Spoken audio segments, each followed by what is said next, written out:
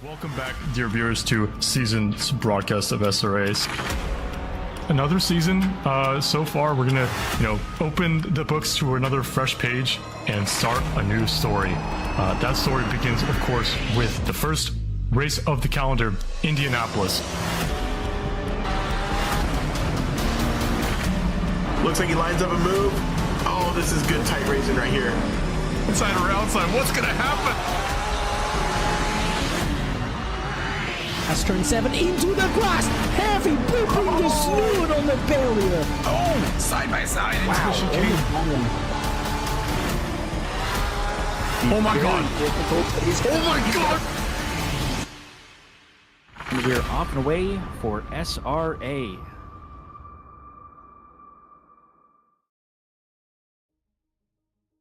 Testing. 1, 2, 3. Are we back? Is Discord working? Test. Are you guys here? How we doing? Welcome back, SRA.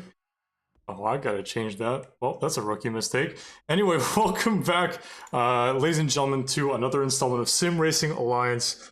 Man, season 18. Can you guys believe it?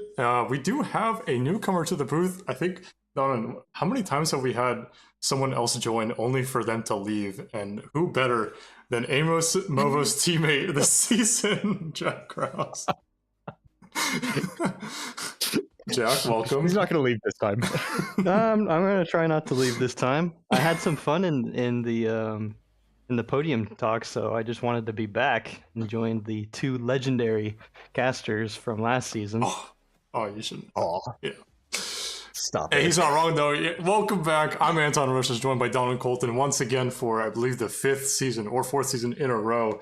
And it is, it's a pleasure having Jack here, of course, but it's an even larger pleasure to be commentating for you folks back at home, watching the race and everyone supporting their fellow SRA members. Of course, season 18, we've been here for 18 not so long seasons. These things feel like they go by so fast. And we have a brand new calendar to display for you guys this season, filled with some, of course, fan favorites. We have a round 4's Wet Monza. I don't know what to think of that. I'm personally super excited. I don't know about you guys, but this calendar, it's got some ups, some downs, some tumultuous tracks, but I think the first half of the season is going to be definitely one to watch. How are we feeling about it? I actually like this season. I think it's pretty good. I don't like Hungaroring, and I wish we were doing the full Nords instead of just GP circuit on the Nürburgring, but we all know that's not going to happen. Good thing you're not racing, Donovan, so, you know. I know, yeah, I'm not racing, so it doesn't matter, I guess. I'm a big fan of it personally. Kind of tough in D1 with all the straight line speed, especially with Suzuka and Spa, and I'm sure we'll see that here in the D2 race. But overall, it's looking like a lot of fun. I think the only thing I dislike about it is Coda. Not a fan of Coda personally. Ooh. I know it's kind of a hot take, but yeah, I don't like it. All right, Donovan, that's strike one for Jack leaving the booth. I don't know about you, but it was a good run. See you next season. But as you can see, ladies and gentlemen, we are racing at Suzuka. As I mentioned, one of the fan favorite tracks. A lot of people. It's a big staple, not just in real world motorsports, but also in ACC. It is a Grand Prix circuit, of course, which means a lot of people have raced on it in the past across other sims. It's one of the harder tracks in the game for me personally. I think a lot of the problem corners are pretty much in every single sector. At least one of the three sectors possesses some crazy ones, some not so crazy ones. I mean, sector one, you have the very famous S's. Heading into Dunlop, heading into both Degners, even the hairpin can catch you out, especially on lap one under braking. I mean, there's a lot to be talked about here, ladies and gentlemen. Suzuka, track that promotes, of course, great racing, fantastic defending, lots of side-by-side opportunities. I mean, I'm hoping to see some side-by-side through the first sector. I think, it's going to be a tooth and nail moment for us watching as well as the drivers on track. But again, Suzuka is one of those tracks that just never fails to disappoint. One thing to talk about, of course, is the possible track limits that we can see here. We mentioned, of course, the two Degners. It's very easy to go off track at turn 8, turn 9 on exit. The limits are quite forgiving, but it's very easy to slide out of control, get some traction away from those rear tires, and then that's all she wrote for your race. That's just the drive through heading through the pretty long pit lane. Pretty bumpy pit lane. That's another thing we have to mention, guys. Jack, did you hit your marks on the pits yesterday? Did you miss them or no? I did not hit my marks in the least. Now it didn't matter, but I joined the many people that did miss. So those bumps are very difficult to manage, especially if you hit that one box that's right after one of the major bumps, and you just think you're gonna hit it, and then nope, slide on by. Yeah, absolutely. Hey, now I had to do it. I had to. We can't already start this. I had to do it. I mean, it's a new season. We got to keep the traditions going. Got to keep them moving. You know, I feel like we got to make some new ones as well. We can't bring back any of that, stretching legs nonsense, right? So, if you know, you know. But of course, Suzuka round 1. It's going to be a fantastic race. But even better is that we're starting with a clean slate. Everyone's got 0 points, a lot of new car choices, some returning faces, some not returning faces. Of course, last season featured one of the most insane finales that I've ever seen. Of course, Jack Krause being a part of it. I do want to ask you, if there's any words that you can talk about that. I know that you didn't get a chance to be in the booth, and it was quite a sad ending, but I mean, from a viewer's perspective, we couldn't have asked for better. So Jack, are we expecting to see some fighting in this division? What do you think? Who are the standouts for this season? Who you got? Who are the standouts? I mean, I for one am really excited for D2 this season. I've been looking at this lineup. I think there is a lot of close talent, especially at the top. You took last season's D2, chopped off probably the top 8, and then you were left with the midfield pack that was very fiercely fought throughout the entire season. And that's what you got fighting for the top here. Standouts, I think I got to go with Mason Moffitt. I think he's got a very good shot throughout the entire season if he can keep it clean. Another one is Coach Jeffries. He's coming back. He's a bit of a question mark, but a lot of people are expecting him to do pretty well. And then you got other names like Crimson Bat, who's been putting up some great times in this Lamborghini. And then also Wilder Vargas, huge question mark on whether he tends to show up or not, but he's always putting in crazy lap times on the leaderboard. So lots to be seen, lots to be discovered through this entire season, and I can't wait to find out. Yeah, absolutely. But of course, Donovan, we don't only have a gold fight for the overall championship, we also have silver drivers. What kind of drivers stand out to you here, Donovan? Of course, Jack was racing a D2 Gold, nearly won, had some fantastic performances, but the silver drivers also have something to say for them, those points tallies. So who are you looking at, Donovan? Well, I'm looking at a few drivers. We got Ponzo Rigatoni. I mean, he's the first silver that's listed here in the 488. He's going to be one to look out for. I think Pat Cockcroft is also going to be relatively quick in silver this season. We also got on the returning Martin Riggs. That's kind of huge. Jess Osborne. I think, Martin, he was looking like he was, maybe not super, or he was acting like he wasn't super comfortable yet. So he might ease into it a little bit. But I think he'll find his footing again. It's been a little while, but same with Kevin Kovac as well. Coming back, it's been a while since I've seen him on track. He's a very fast driver, so I think they're largely going to be the standout ones for silver. A couple golds we didn't mention is Filipinas Mueller and Thomas Olhausen. I think they are going to be quick. They're back in the Nissan after a tough season in the Honda. So very, very different cars, but they are super comfortable. If you remember last time we raced here, Thomas Olhausen had won a D2 race in the Godzilla. It was at this track, yeah. That was, at this track, yeah. That was a rainy race, so it was a little bit different. But I think, they're going to be fast. So a lot of good drivers to returning. So I think it's going to be an interesting one. It is no denying that the talent in D2 has, people come and go, but the talent stays, right? As people, get faster, Jack, of course, being moved back to D1.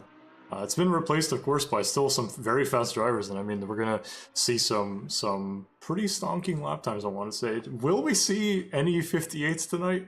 If that happens, I'm smelling some promotions. As a driver who won their first D2 race at Suzuka, promoted after week 1, myself. It's definitely bound to happen. I don't know. I mean, the fastest time that we have on the leaderboard is a 59.3. So 58, I would be surprised. It's quite toasty here in Mie, Japan. So I don't know. A couple of teams that I do want to look at. Speaking of talent, Ian Byron returning in the Arrive and Vibe Love of Lexus team. Just by himself. Don't know what's going on. Hopefully, wink, wink, there's some other Love of Lexus drivers who would love to drive the Lexus, possibly in this commentary booth right now. I don't know who you're talking about. Only Nords is on the calendar. I do want to talk about, as qualifying will start very shortly, team number 19, GB3 and Renayoki. GB3 was actually starting in D1 this season, but got moved down to D2. So kind of adding on top of that talent pool that already exists. A lot of fast drivers this season, a lot of silver drivers that I think have stuff to prove. Tyler Egley winning the D4 championship last season, promoted to D2 silver. He looks pretty fast. I believe Barry Jerry as well was also a D4 native from last season. So a lot of people coming from different walks of life from SRA.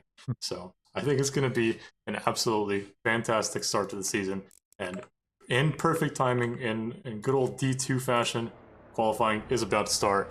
And we have, of course, a new season, which means new liveries. The theme for this season, quite similar to that of last season. It's iconic rivals, as you see a GRR livery from Kevin Kovac. That's not exactly iconic rivals, but, we move.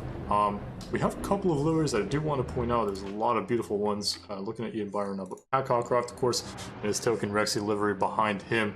I believe that is going to be... No, Ponzo's not there, and his livery's not on the car, so nice job there, Justin. Wow, yeah, both Justin and Ponzo's liveries aren't there. That's a shame because I really wanted to see that one. Sorry, Arjun. You can yell at them later. Yeah, Arjun's probably really upset that people aren't seeing that livery. Yeah, so we got the Pokemon Red and Blue livery of Travis Fletcher of Hoenn Motorsports. I love this livery.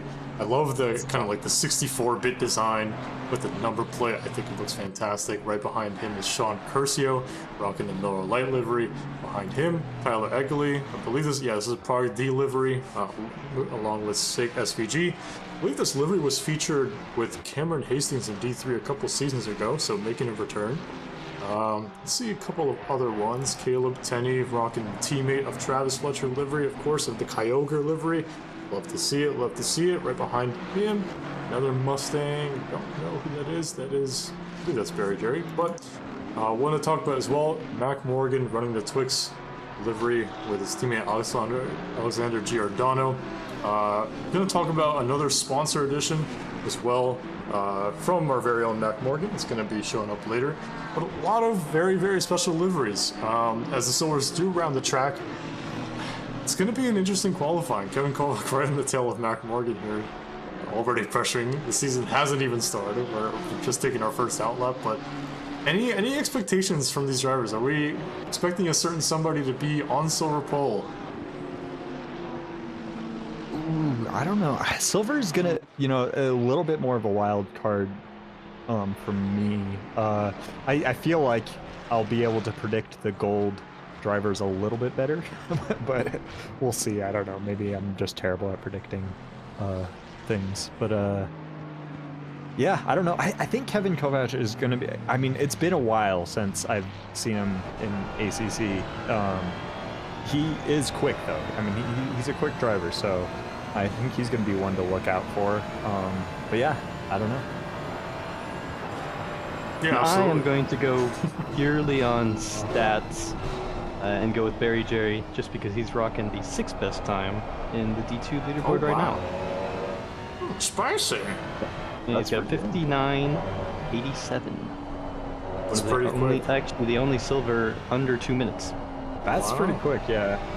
Yeah, that is pretty good. Sir says Pat Silver pole by a mile. I think Pat's going to be pretty quick. I don't know by a mile, but a mile would be 5,200 feet on track, so that would be quite a bit in terms of time. Yeah, that would be a lot of time. No, of course, it's an oxymoron. But is that 15 seconds worth? Maybe. Who knows? Oh, yeah. I feel like 15 seconds for a mile. That's pretty quick. Yeah, that's a fast mile. I mean, these cars do go pretty fast. So. They do, but I don't know if at any point in this track they're covering a mile in 15 seconds. Yeah, maybe not. We're on board right now with Riley Greer, part of course, the Gingerbread Man. You can see Can't Catch Me there. We're going to see his teammate Travis Toshper rocking the Lord Farquaad livery. I love this livery. I think it's really funny, especially because I was there when they were designing it. And let me tell you, there's a lot of things that did not make it onto the car that would have been really funny if they were shown there. But, of course, maybe not. PG. Well, I mean, it's a PG movie, right? It can't be that bad. Yeah. Nothing crazy has been made of that movie, that's for sure. Riley Greer coming around to the final corner, absolutely sending it over the chicane. The Ferrari looks pretty planted as he approaches the line. Jack was driving the Ferrari last night. But how did it feel going over the curves? Because it's not, sometimes it's pretty good over the curves, sometimes it's not, as goes across the line with a 2:01.5 flat. Well, funnily enough, I found that it was best over the curb when you cut it the most.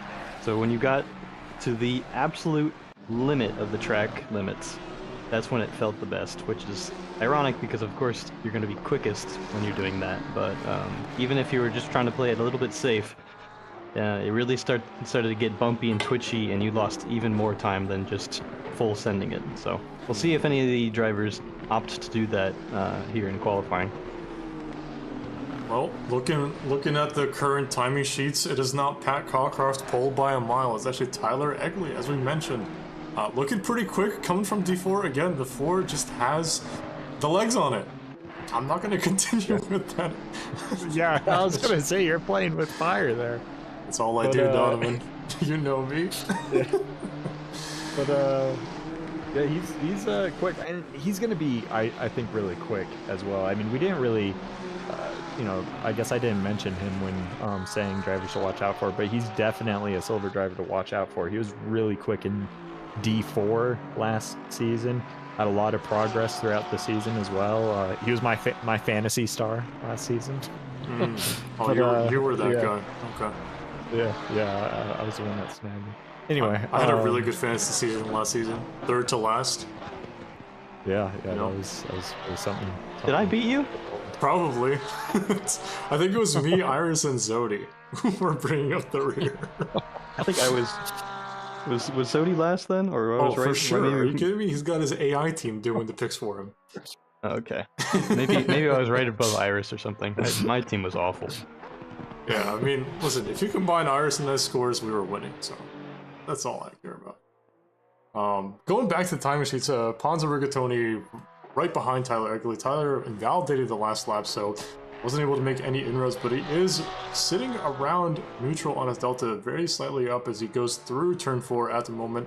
Walter Giovignoli is going to improve just enough to maybe put him past, right behind Pat Cockcroft, now holding the purple sector 1 time of Team Tecnologia. It's probably not the Italian way to say it, so I apologize, but yeah, a lot of times improving. I feel like Suzuka is one of those tracks where it's really easy to cook the rear tires, especially through sector 1. So the best lap may come on your 3rd attempt, maybe even 2nd attempt. Just get into that Goldilocks window where the tires are at their peak performance. So it's very important to not cook the tires as quick as possible, because maybe, just maybe, you get that perfect line through the deck knees. We're going to watch Walter go through the line here, brakes late, touches the curb a little bit, pushing the limits as far wide as possible, back on the power. Oh, a little bit shaky, and he does invalidate there, so that little wiggle does put that timing to red. Yeah, this is a tricky track for qualifying. I mean, it's a tricky track just period, in my opinion. It's got a lot of variety. It's a good track. This is one of my favorite tracks, honestly. But yeah, it can be tricky in qualifying, especially when you're really pushing the limits through the Degners, as we just saw. The slow Lamborghini of, I think that was Mac Morgan. Yeah. But yeah, let's see. How's Riggs' lap going? It's going pretty good. He should, if he could hold this together, he's gonna come through Spoon right now. Tricky part of the track. I'm not going to curse him. I'm going to go on board Tyler Egley. Actually, he's going to be back under the 59, so it's going to be pretty good time. Pretty good time. Sets him ahead of Caleb Tenney, who improved to P2. So Yeah, not bad. yeah, absolutely. bad Sorry, at all. I'm done. Yeah. I'm banning you. No. Let's get on board with Riggsy's teammate Kevin Kovac, returning, of course, to SRA after a short hiatus, but not a stranger to some clutch quality performances. Going to improve here by about half a second. Going to put him right behind Caleb Tenney. So kind of a similar story with D1's qualifying from last night. Ian Krieger, of course, taking that silver pole by a landslide, but everyone behind him was super, super close. And if you remove Tyler from the equation here, I mean, the pole to, or the gap from Caleb to Kevin is just 5 thousandths, and Pat is right behind them.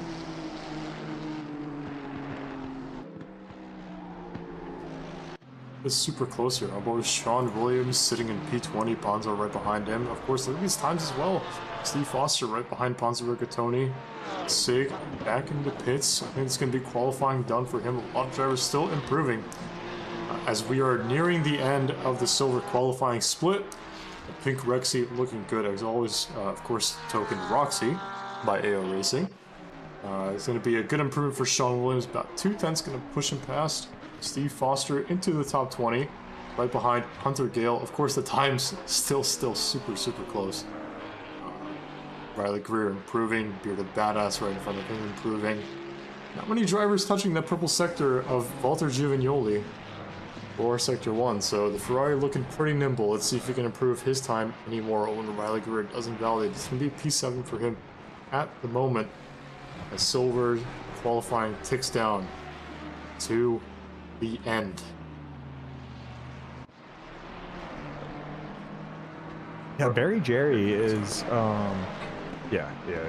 is Am I alone here? yeah, no, yeah, sorry, I was fumbling around with things on my side, but yeah, he's kind of surprising, you know, looking at his time on the leaderboard.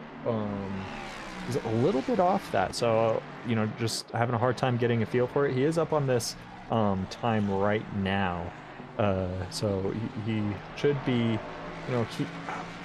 seeing a bit of an improvement, especially with how tight. I mean, if we look at the drivers that are just ahead of him, they are so incredibly tight. I mean, if you just look up, you know, just 1/10 of an improvement can get you quite a few positions on the grid. Almost. Yeah, I mean, yeah, that's like 2/10 would get you into the top 10. So he's got a big lap right here. Yeah, good. See what it is. Yeah, huge improvement in that third sector, especially. That seemed like to be the difficult sector for him, and he's going to be jumping up to P6, so huge improvement there. A couple things I want to note. Plus Weaver doesn't improve. Him and Mac Morgan do at the same time, so more on that very, very close qualifying. I mean, if you remove Tyler, who has this humongous gap over everybody else, it's still super close. So, I mean, it's going to be a very fun race for the rest of us. Ponzo improves at the dead to P12, so it's going to bring our gold drivers out. One more driver finishing their laps is going to be Ramon Lorenzo. It's going to be his first and only lap. Last time is going to be P27, about 3.5 seconds off the top time of a 2 or 3.5. So at least he got it over the line. That's all that matters. Let's go on board with GP3. Golds. It's time. Yeah. Tom and Jerry love that.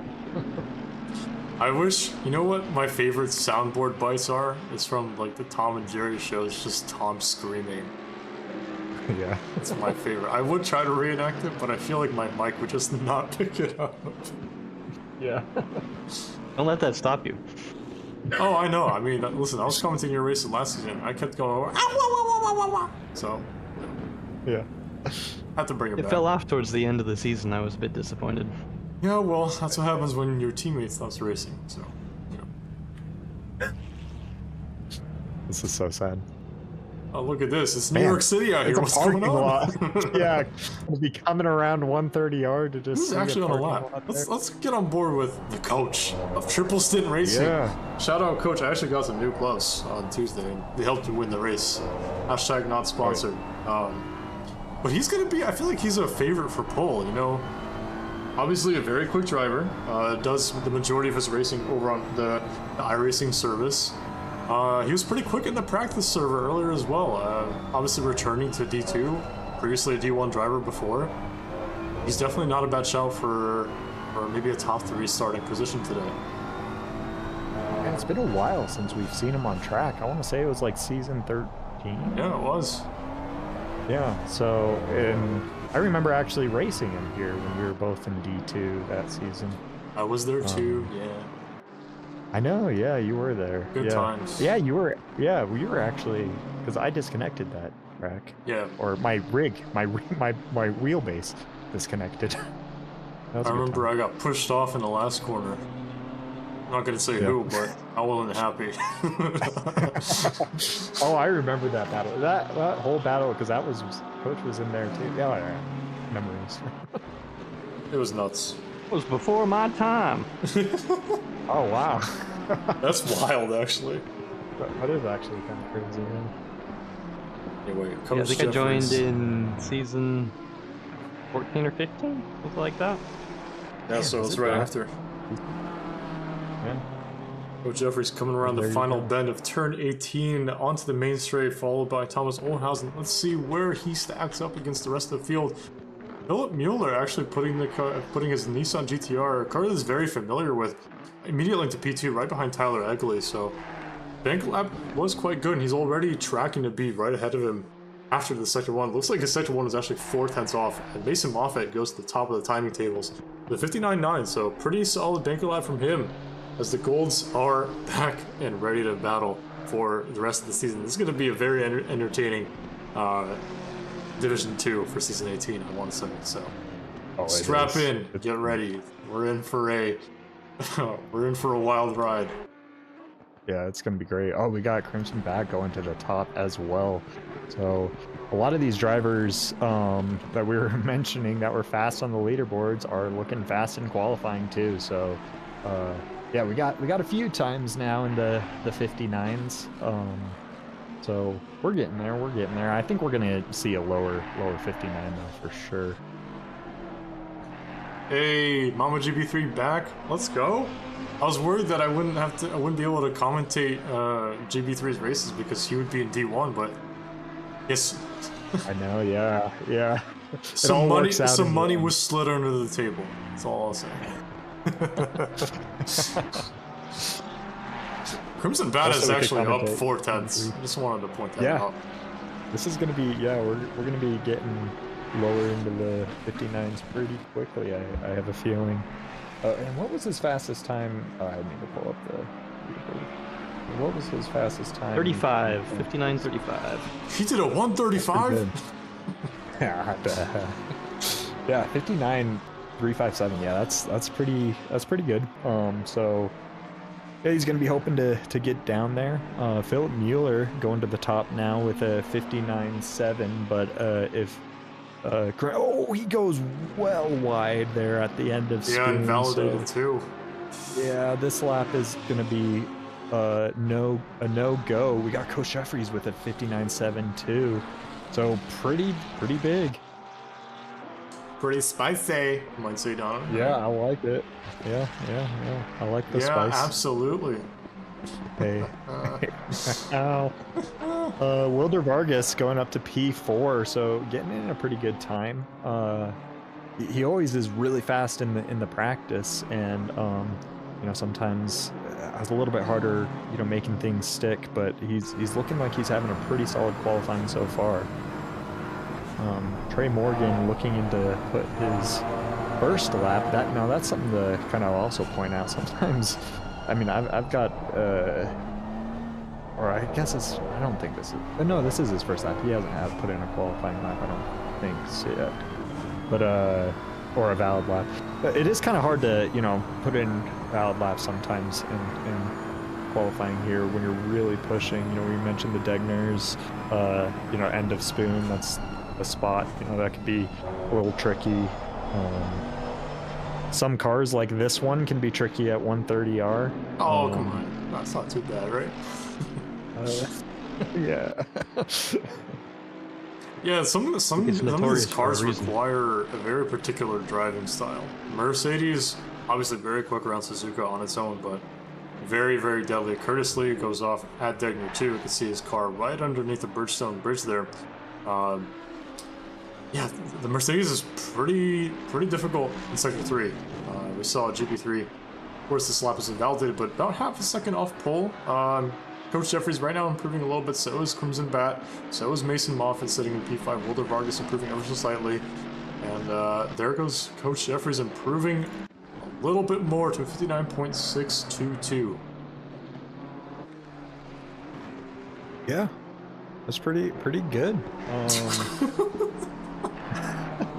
Oh man, Average Donovan quote. Yeah, nice. Yeah, nice. Yeah, I have to come up with a new one. I can't say yeah, absolutely anymore.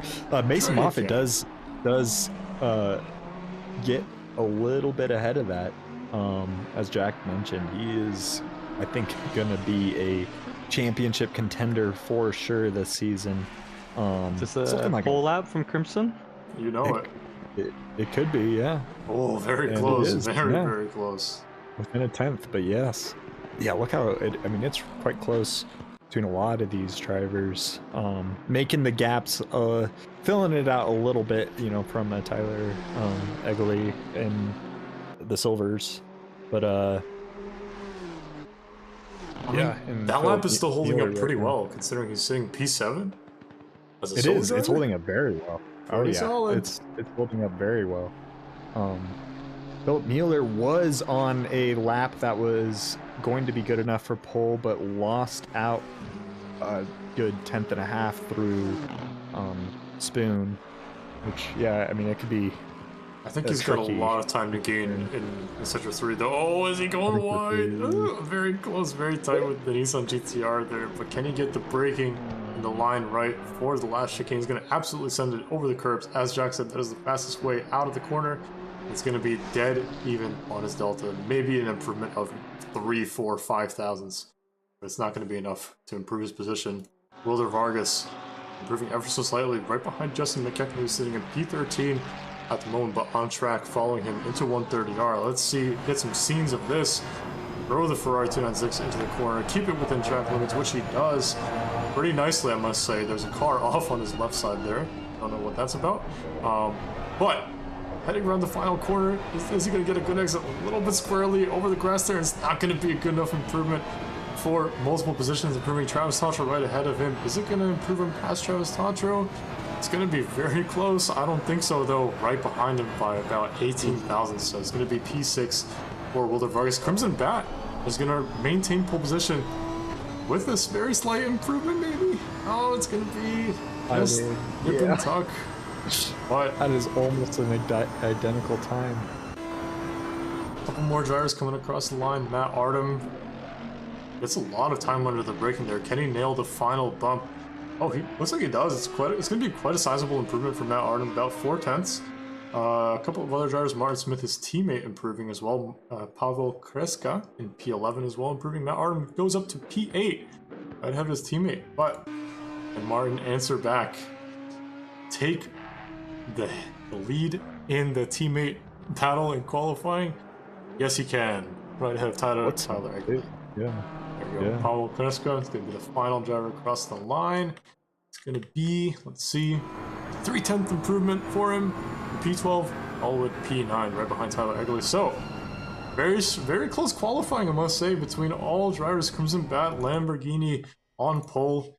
It's going to be pretty strong getaway for the Lambo, but there's going to be a BMW and a Nissan right behind Mason Moffitt as they lead off for the race. But we're going to quickly go to our sponsors.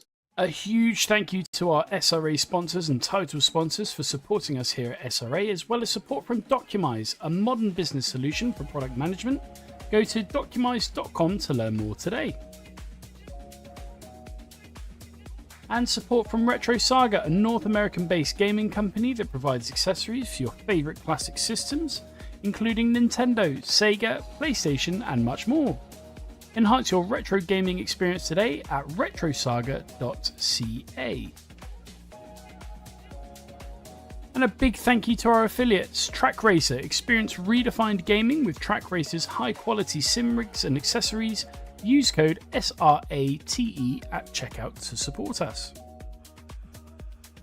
Armamentario, a toolbox for ACC that will enhance your chance to win. Enjoy a fully customizable and enhanced HUD to change the way you experience ACC. AT 3D Sim Shop. Upgrade your sim racing experience today with premium 3D printed accessories featuring precision crafted magnetic shifters, sleek cable management solutions, versatile stream deck mounts, and immersive dashboard displays. Their innovative designs enhance performance and style, elevate every lap with top-tier quality and craftsmanship at at3d.net. Go Setups, premium esports setups for everybody. Use our affiliate link on our Discord and take your drive to the next level. Castle and Cauldron, a home-based crafting business specializing in handmade Harry Potter, Fantastic Beasts and Fairy World collectibles. Magic wands, potions, mini dioramas, wall decor, costumery, cosplay, and much more. Castle and Cauldron is where crafting meets the magical. Visit facebook.com/Castle Cauldron. And from KP Concepts, your source for custom automotive renderings, graphic design, and printing. We spend countless hours making you look all good for the spectacle. Check out kpconcepts.com for more. And before we get into our race, a new SRA sponsor to the SRA grid, Echoes of Nox. Explore an abandoned space station as you uncover the secrets of why you were left behind. Fight with 3 AI factions and reclaim the station. Wishlist Echoes of Nox on Steam today, releasing in Q2 2026. and we are moving. I wanted to time it well, as the drivers are moving along. We can kind of see the liveries going by. There's Kreska, there's Artem, there's Olhausen, a previous winner of Suzuka. All these drivers are leading off. Kovac just drove into us. What a doozy that is. Yeah. It's going to be a fun race. I'm excited. I'm super excited. I just love this track, and we've got a great grid. Great grid at a great track. Whoa! Whoa! Are they doing it on purpose? What in the world? Oh, that's crazy. You think there's a lot of Mustangs given how quickly they're driving into the crowd? Look at that. Yeah. That's wild. And I think we have one more car. It's going to pass. It's going to be... Is that Curtis Lee? Yeah, it is. What's Curtis? I wonder why he's all the way back there. Starting in 50th position. Oh, man. I don't think he said a lap time. Yeah, I don't Oh, think yeah. He did pull off track. Maybe that's what happened. Anyway, you saw the cars go by. Saw a couple of deliveries. Starting order is going to be Crimson Bat taking a maiden D2 pole for him at Suzuka. I will say I have some vested interest in watching his race because I did some coaching with him, so I'm happy that he's got pole. Yep, no bias here. Crimson Bat starting on pole position. Mason Moffitt right behind him. Pretty strong qualifying from drivers all around, I gotta say. Michael Jeffrey starting in third. Honestly, pretty good starting position for him. Maybe letting the two ahead of him duke it out into turn one, see who ends up ahead. Maybe they'll collide. Who knows? The BMW will be right there to pick up the pieces, as right behind him is Philip Enos Mueller. No stranger to the front of the D2 grid, back in his token GTR with his teammate Thomas Olhausen, who is in just outside the top 10 in P11, a previous winner, of course, at Suzuka. Right behind him, Willard Vargas. Will he have anything to show for in the race? Of course, a very early promised winner, maybe, of D2. Even last season, showing some really strong pace at Indianapolis, but just was not able to capitalize on it. But we have Martin Smith right behind him in P6, Travis Tatro in the Lord Farquaad livery. I want to see if I can... you can see hints of Lord Farquaad kiss me on the bonnet there. We can't see it here, of course, but Tyler Egerle right behind him in the Mustang. P8, Paul Kreska in P9, Matt Artem in P10. That's going to round out your top 10. Thomas Olhausen in P11, GP3 in P12, Justin McKechnie in P13, lucky number 13 for the Giovanni's Italian Deli. Forget about it. Ferrari 488 GT3 Evo. Kevin Kovac returning in P14 with his teammate Martin Riggs in P21. Caleb Tenney right behind him in P15. Pat Hawcroft in P16, so Mr. Switch's prediction was wrong, in fact. Unlucky for him. Ron Caro in P17 in the 992. Nico Suave in the Draft House. Love that livery and team name. It's hilarious. And P18, Walter Givignoli, and P19, Barry Jerry in P20, Martin Riggs, P21, right behind him, fellow moderator, fake admin Mike Gino in P22, Bearded Badass in P23, Sean Leach in P24, we have Ryan Garrett in P25, Hunter Gale in P26, Riley Greer in P27, Pablo Ferrer in 28th, Trey Morgan in P29, Jess in 30th, DJ Watts, a fellow D3 driver from last season, in P31. There's a lot of drivers still to go through. Zygmunt in P32, Jackson Thomas in P33, Sean Curcio in 34th, Shane Lewis in P35, Mac Morgan in P36, Ponzo Rigatoni in P37, Potts Weaver in 38th. We got Roger Rodriguez in P39, Giordano returning, P40, Ian Byron in 41st. 42nd is Sean Williams. Steve Foster is 43rd. We have Lucas Clenzeris returning face to SRA in P44. Travis Fletcher in P45. Dylan Bonsell, P46. Sig SVG in P47. Rene Yoki, P48. Ramon Lorenzo in P49. And Curtis Lee rounding out the grid. But boys and girls, we are about to go green as Crimson Bat is lining up alongside Mason Moffitt, quite ahead right before we go to the green lights, and these drivers are raring and ready to go for the green lights at Suzuka, and they fall. Go, go, go. It is green here at Suzuka. Good start from Philip Enos Mueller. Crimson Bat pulls over to the racing line, the clean side of the track. Oh, very close with Coach there as he puts a nose up the inside of Mason Moffitt. No, nothing to show for it. Still holding station in P3. Very clean start from, and I have spoken too soon, have I? Yeah, something happened back there. I mean, that was a huge start from Philip there, but just couldn't do anything about it just being kind of boxed in. Oh, Let's see no, Ryan Garrity. No, it happened before there. Oh. No, yeah. that's a shame. Fly with Sean Leach, I believe. Yeah. Wish we got a better replay of that, but Crimson Bat off and away for SRA pretty cleanly. Hopefully no double track limit warnings at Degner 2, but it looks like the rest of the grid was good. It looks like Mike Gino is right in the thick of it here. Barry Jerry racing with Nico Suave, but Mike Gino right behind them, getting a good exit out of Degner 2. Are people going to think about making moves up the inside? Definitely defending. Oh, that's going to be Pablo Ferrer. That did. Shoving Martin Riggs out of the way, getting a good exit. It looks pretty nice. A nice move there. Mike Gino getting a good exit right ahead of Nico Suave now, and Martin Riggs trying to attack Pablo Ferrer there for the position. No, RG Bargy. We're getting a little bit of super clipping moment right there. Through 100R, I believe that is. Or 200R, 200R, yeah, right? 200R. I remember making that mistake a couple seasons back. But some side-by-side racing here with Mike Gino and Barry Jerry making moves at the start of the race. Justin McKechnie as well, up a couple of positions. Let's see the onboard. Oh, a little bit of bumping right before 130R. Probably better than doing it on the straight than the corner, because that would have ended in demise. But yeah, pretty strong start there for Mike Gino and a couple of other drivers as well. Yeah, and we're really tight going into the Paseo Triangle there. Pretty good run here from Pavel Kreska. Forgive me if I'm not pronouncing that name correctly. Not going to be able to do anything. You know, that's a hard turn to you know, send it on, just because the braking isn't so heavy on the first one. You know, so you kind of already have to be alongside. You can't really do any Max Verstappen-esque dives and have it turn out well at all. But yeah, overall relatively clean first lap aside from that turn one. Uh-oh.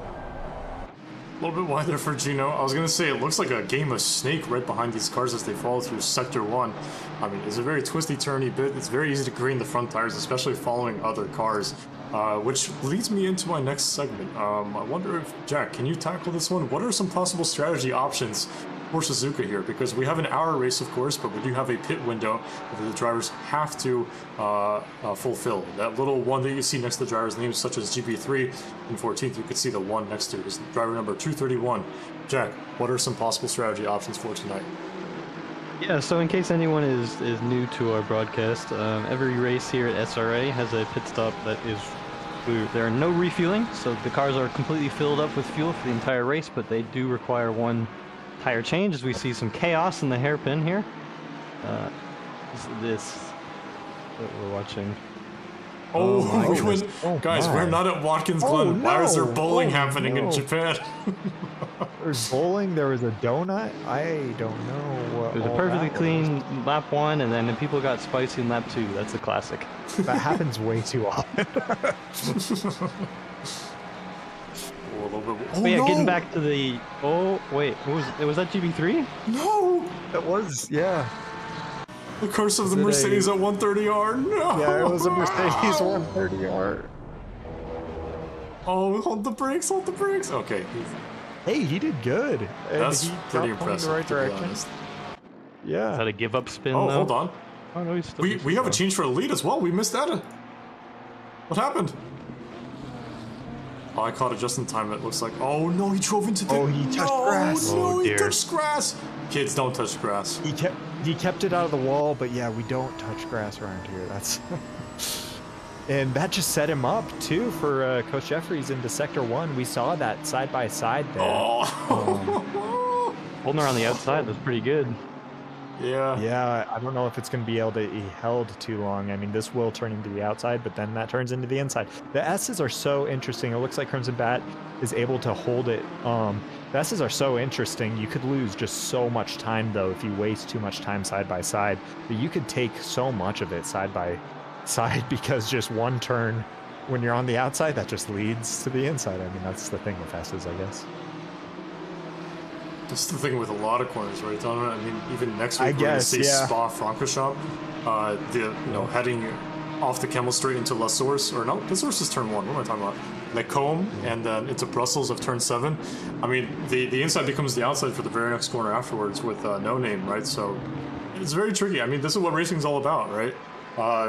You got to take what you can get, make some compromises here and there. Sometimes the line works out, sometimes it doesn't. But you got to be in it to win it. And there, I mean, Crimson Bat was able to hold it around the outside, which keeps the position for him. For the time being, a little bit out of sorts for Travis Fletcher, following, I believe that is Ren Aoki in the 43 Mercedes, and he's just gonna bleed a little bit more time, just getting his head back in the game.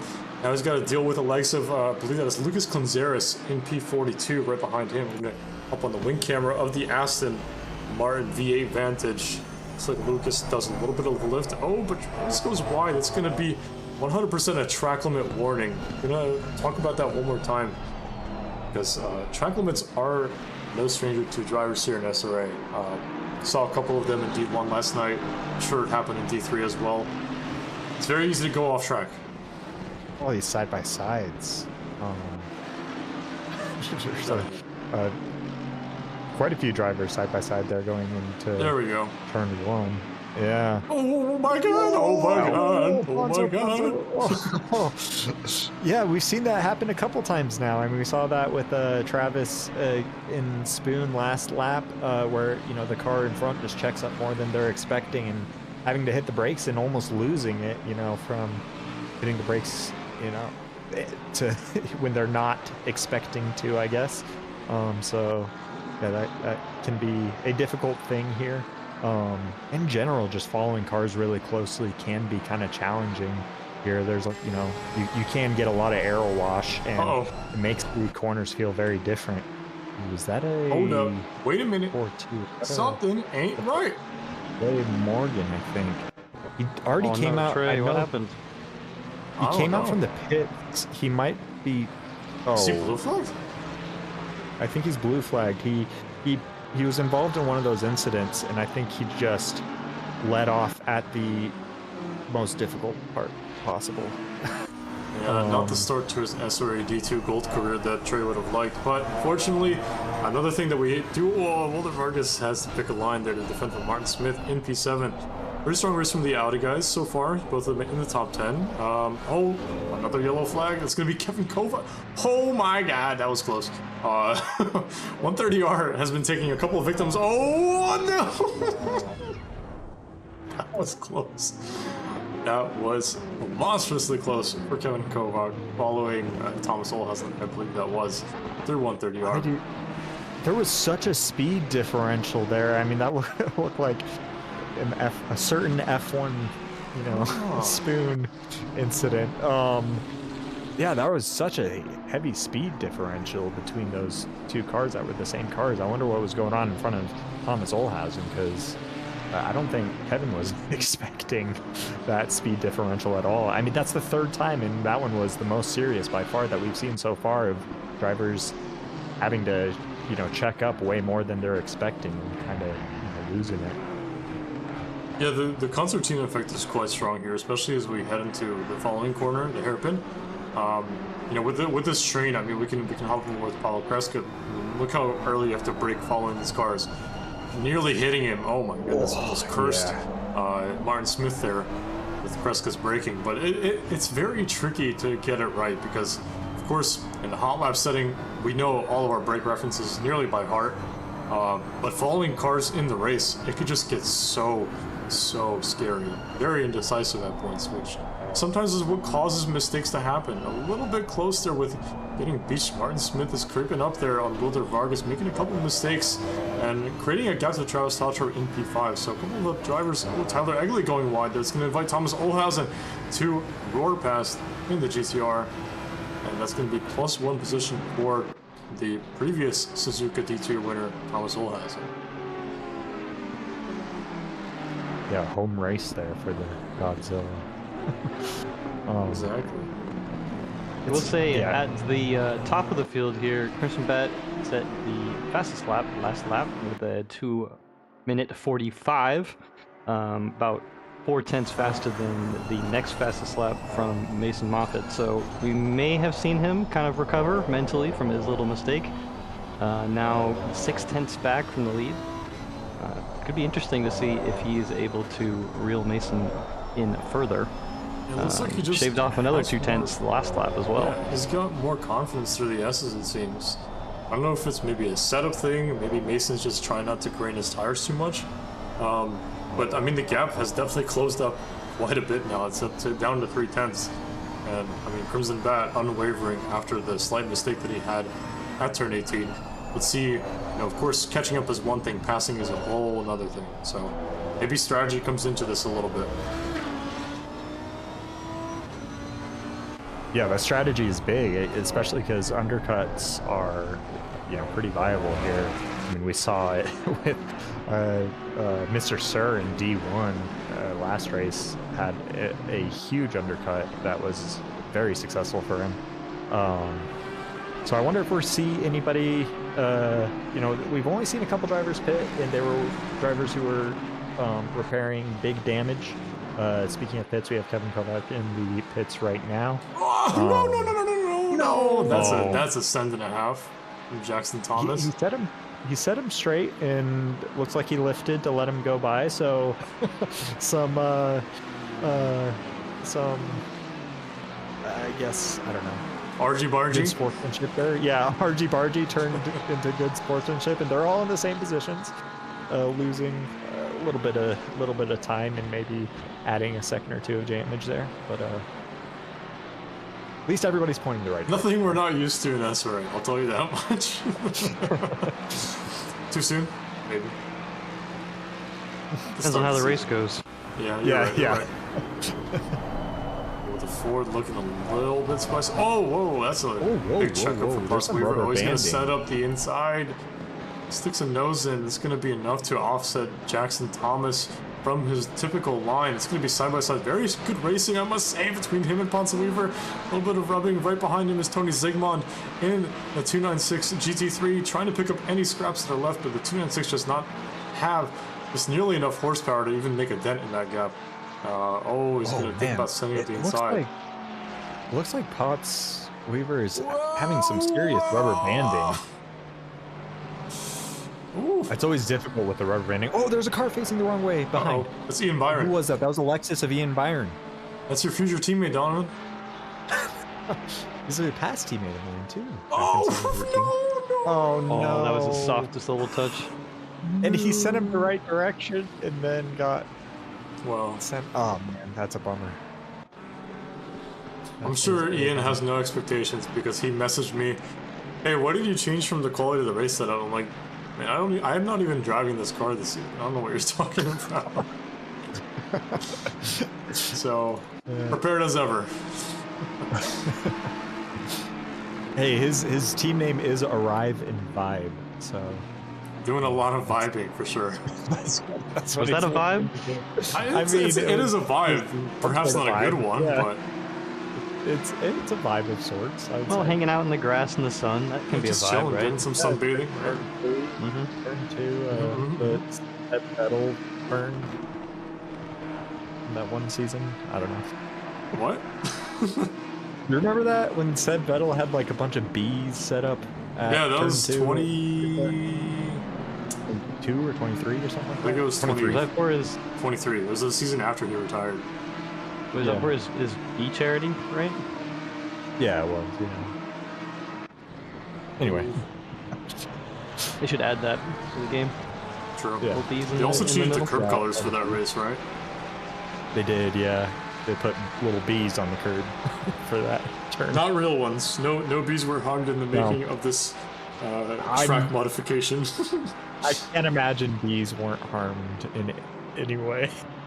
I'm kind of surprised. Bees next to Going back to the racing, Mike Gino left way too much room on the inside, and it's just, I wonder if there's some pushing to get past him. Maybe he let him by on purpose, because I would expect a driver caliber of Mike Gino to not cede the position that easily.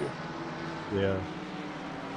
I thought Jess was going around there. That looked like a checkup into a bump. I know, that checkup was intense back there. We've seen so much of that this race. I mean, as Anton said, it's definitely an issue here, but I feel like we've seen a lot more than I'm used to. Maybe. I mean, look at the track map. There's a couple of battles that are spread out, but relatively remain the same. About 15 minutes into the race, there's a couple of trains that formed up. Travis Totcher's leading one of them, and the Lord Farquaad. I'm sure people are getting quite tired of looking at the back of this car. Brother Vargas also has been defending for Martin Smith for the majority of the entire race at this point. Quite a few close calls heading into the chicane. Casio triangle between the two, but two of them holding station at the moment. Justin McKechnie looks to be defending from Tyler Eggley. Very, very close between the two of them there. Nothing to say for the Mustang though. 48 holding strong at the moment. Which is bizarre to hear. Is it? Uh-oh. Well, if you're going to low wing, yeah, but we lose Walter, no. Walter, no, man. Am I on webcam, Mike? Am I? Yeah, I was just I was just investigating that. Why didn't you guys tell me anything? I mean, you sound different. You in my sound ear lovely than- to me. Yeah, you sound. yeah, you know what? OBS is stupid. Yeah. Did I fix it, Ryan? Can you please tell me? I should be fine now. I was gonna say I've been my boy starstruck Yeti. this entire time. Yeah, there you go. All right. Well,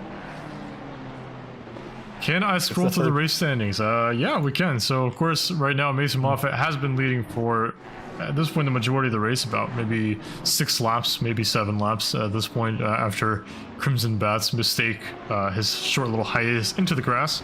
But Crimson Bat has been trying to, of course, claw back that gap ever so slightly, lap by lap, which it's looking quite good, but they've kind of settled into a nice window, the two of them. So, will it change the position? Maybe, maybe not. Arden saying, I feel your voice now. Okay, well, that's amazing. Coach Jeffries in P3, Philip Mueller in P4. Top 5 has remained pretty much the same. A little bit of lag here and there with race control. I hope that's not the servers again. But this race has been quite interesting. A lot of battles in the midfield. We see SIG SVG right behind. That is going to be Tony Zygmunt in the 296. So a lot of drivers here and there, everywhere, trying to get past each other. A lot of clean racing as well. Maybe some not so clean overtaking maneuvers here and there. As we're watching here, pretty good side-by-side racing though. Exiting 130R, Tony Zygmunt side-by-side on the outside. Going to be heading into 130R here, but Mustang does have the horsepower to just slide ahead. A little bit of grass taking there for SIG SVG is going to invite Tony Zygmunt back onto the outside line, cutting across there. Ooh, a little bit of moving under braking ahead of SIG SVG, but maybe the Mustang taking a cheeky tactical speed token there. I like it. I don't like it. I hate that. Ask me why. If I'm Tony Zygmunt, I would not be happy seeing that. I don't know, but One valuable speed token though. He went straight by him. yeah. could put that down to just the V8 having more horsepower, but oh no. What will be argued. Oh no.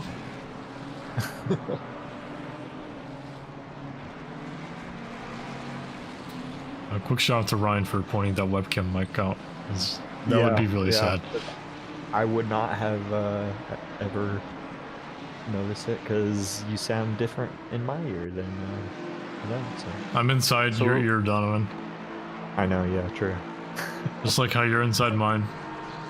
Yep, it's Look at the, oh my god, look at the gap close from the Mustang there on the 488. That's definitely no Michael Manning 488 low wing setup, I'll tell you that much. No, no, I don't think it is. Let's get outdoors, We are badass. reaching the 40-minute mark, and now in D1 we were actually starting to get pitters right around this time. I'm curious to know if there's anyone that is going to go for an early pit stop. There were a ton of people that were pitting. I mean, almost over half the field had pit at this point, I feel like, in D1. Yeah, they were all within 2 laps. It was around this lap here where about probably a quarter of the field pit, and then another third or so pit right after in response. So Thomas Olhausen in the pit, so he's the first one that is just doing a normal pit stop that I have noticed that had nothing to do with an incident. So Yeah, and then we have Riley Greer pitting behind him. So this might start a bit of a conga train. Yeah, a busy pit stop or pit lane next lap, but we shall see. So we talked about. Well, I was just going to mention that the undercut can be very strong here. So, and it can be hard to pass as well. We saw that yesterday with Mr. Sir. So, we definitely have a few drivers. I guess I missed out on a couple drivers that had pit, but yeah, it should be interesting to see how it all shakes out though. A couple of drivers that I think should be considering pit soon. I mean, maybe Philip Mueller. He's been stuck behind Coach Jeffries for majority of the race. Looks like he's got some pace, at least keeping it clean. And Coach Jeffries has to deal with following the Lambo, right? So we know the Nissan is quite good on its tires. Keeps them nice and cool. Maybe, Thomas Olhausen, his own teammate, just went in. Let's see what Thomas does. Or Philip, sorry. I apologize for that. Oh yeah, he's right on the back of Coach Jeffries here, so I don't know. I feel like he's gonna come in. Ooh, I'm an absolute genius. Oh my god. They both come in though. I would be this isn't great for Phil because unless he can jump him in the pits, he's just gonna be in the same spot when they come out. Stuck I would again. have stayed out if I were him then. A little bit of a Tokyo drift here, huh? It's the right car to do it in. Yeah, Japanese car, Japanese track. There you go. Yeah. That's the Jack Doohan no DRS closing line right there. Yeah. Yeah. Classic. It was pretty much picture perfect. I don't know what you... It was. It actually was, yeah. Except for not being head first in the wall, but otherwise, or 190 miles an hour. yeah, a little slower too, so... Just a tad. It looks like Crimson Bat was able to close up a little bit more of that gap that he lost out in the previous lap to Mason Moffitt. But of course, with the drivers behind pitting, these two have now got to worry about Philip and Michael Jeffries, right? So that fresh tire is going to be warming up fast, and they're definitely going to be out of the pits. They're already out of the pits now. Michael Jeffries has remained ahead. You can go on board with them. It's still close between the two, so like you said, probably not the best decision for Philip. Maybe just waiting to see what Coach does. If he goes into the pits, then stay out. But honestly, it's so tight of a pit entry, so it's like a bit hard to see what's happening. Yeah. Uh-oh, side by side here. Definitely be a late call. Yeah. Oh no! Oh come on! And bump him back. Yep, sets him It straight. was a little bit rougher of a bump, but it kind of worked. And the biggest difference there is he did not let him pass, so... I was close. I think the Ferrari saw that the Mustang had slight overlap and maybe turned a little bit too early. Could have, yeah. Harder to see from the off-board like that. Oh no. He cursed himself, Riggsy, no. Is this another 130R death? Just like his teammate. Oh, it's the third one. Oh no! Nearly held it. Oh no! Oh my god! Oh no! No damage though, and he comes in. I'm definitely not surprised to see him come there. Yeah, Crimson Bat. I was just gonna point that out. And Mason Moffitt. That's a pretty big one. Yeah. So let's get on board. Coach. Again, they come in together. I think at least they had a bit of a gap. I think they both had to come in. They really had no choice. Yeah, certainly Crimson with Michael Jeffries coming in almost right behind him. If they want to cover that off. Let's see what happens here. Mason definitely making it so nothing, trying to cover it off. So as long as he has a clean pit stop, we shall see it. Looks like he is moving. He is ahead. Both of them are ahead. So they are out just fine. So same positions. Nothing changes for these top 5 drivers. You'll love to see it. in terms of like no one messing up their pit stops. You know, that's the nice part. Yeah, I guess it's more interesting to see some crazy stuff happening. But yeah, they got to do it all on track though. So which is way harder to do here. It can be very difficult to pass here. You kind of have to get creative sometimes, or really try to throw off the other driver, which in D2 that's a little bit harder than it is in the lower divisions. Have a cheeky disconnect like you? Yeah. Oh no, I've done that before, Pablo. I did that in the endurance race. That spoon curve is honestly so terrifying. I was avoiding touching it all night long. Yeah. Well, especially, I mean, I don't know how the I don't think the 991 is really good on curves, is it? I don't know. Shoot, I don't know. But a lot of cars get a little slippy over there, so I would say most cars, it's a little bit scary going out that wide. It's tempting, to get as good of a run down to the straight as you possibly can, because I mean that turn is extremely important for lap time and for defending and all of that good stuff. So you definitely always want to nail it and push it. But, all that jazz. Yup. All right, let's talk about. Whoa! A little bit wide there for Crimson Bat, possibly getting those tires a little bit up to temperature slower than others. Yeah, I mean, Suzuka, not easy. I feel like as the fuel comes down, you're just not used to having all the weight in the car. Makes this sector a lot more stable. And we saw that with Crimson Bat just now, getting a little bit out from under him under braking there.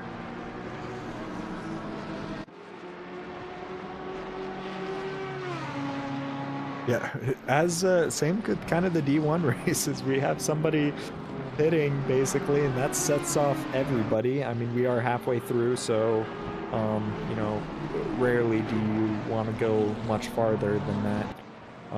We did see it work with somebody last season. I don't remember what track it was, and I don't remember who it was, but going longer did pay off. But yeah, I have a feeling we'll start seeing a lot of these drivers. One that's kind of curious that stayed out was Wilder Vargas, because he was running P6, and I mean, let's see, I guess I'm speaking before I've been looking at his lap times, but yeah, I mean, looking at his lap times, he is losing time to the other drivers that were around him, so he might be getting undercut here. One thing to note though is that, yeah, Travis Tatro, the optimal pit stop time I believe is around 1 minute and 4 seconds, so it's going to be around a 30-second drive through, about 32 seconds. Oh no, wait, that's P2. Oh, and there's damage. Oh no, that was a big hit. That's a shot and a half. Oh, yeah, it was. Oh, what a bummer. Well, it's a recovery drive from here, but with all that damage, I'm not sure how feasible that is for Crimson Bat. After taking pole position, bit of a heartbreak for the Lamborghini Batman driver. F part 1. Actually, F part 6, honestly, at the 130R. Yeah, it's been I mean, it's a famous turn for a reason. It can be dangerous, we'll say. I knew he would break because he has a wife and 2 kids at home. Classic. Oh, whoa. Are we done? We're done. Crimson Bat is fully out the race. Yeah. That is a shame. That is a shame. I mean, it's brutal, but sometimes you got to look at the whole championships perspective, right? Of yes, you've you've lost out on a really good position, but at least you could take away top 15, top 20 points that might come back. Yeah. Very useful later in the season, especially because it's round 1. But you know, sometimes things get to your head and you just don't want to continue. So really unfortunate to see. Yeah, absolutely. I'm not trying to meme with you. Absolutely, that you know, I'm not, bro. Yeah. Okay, Donovan.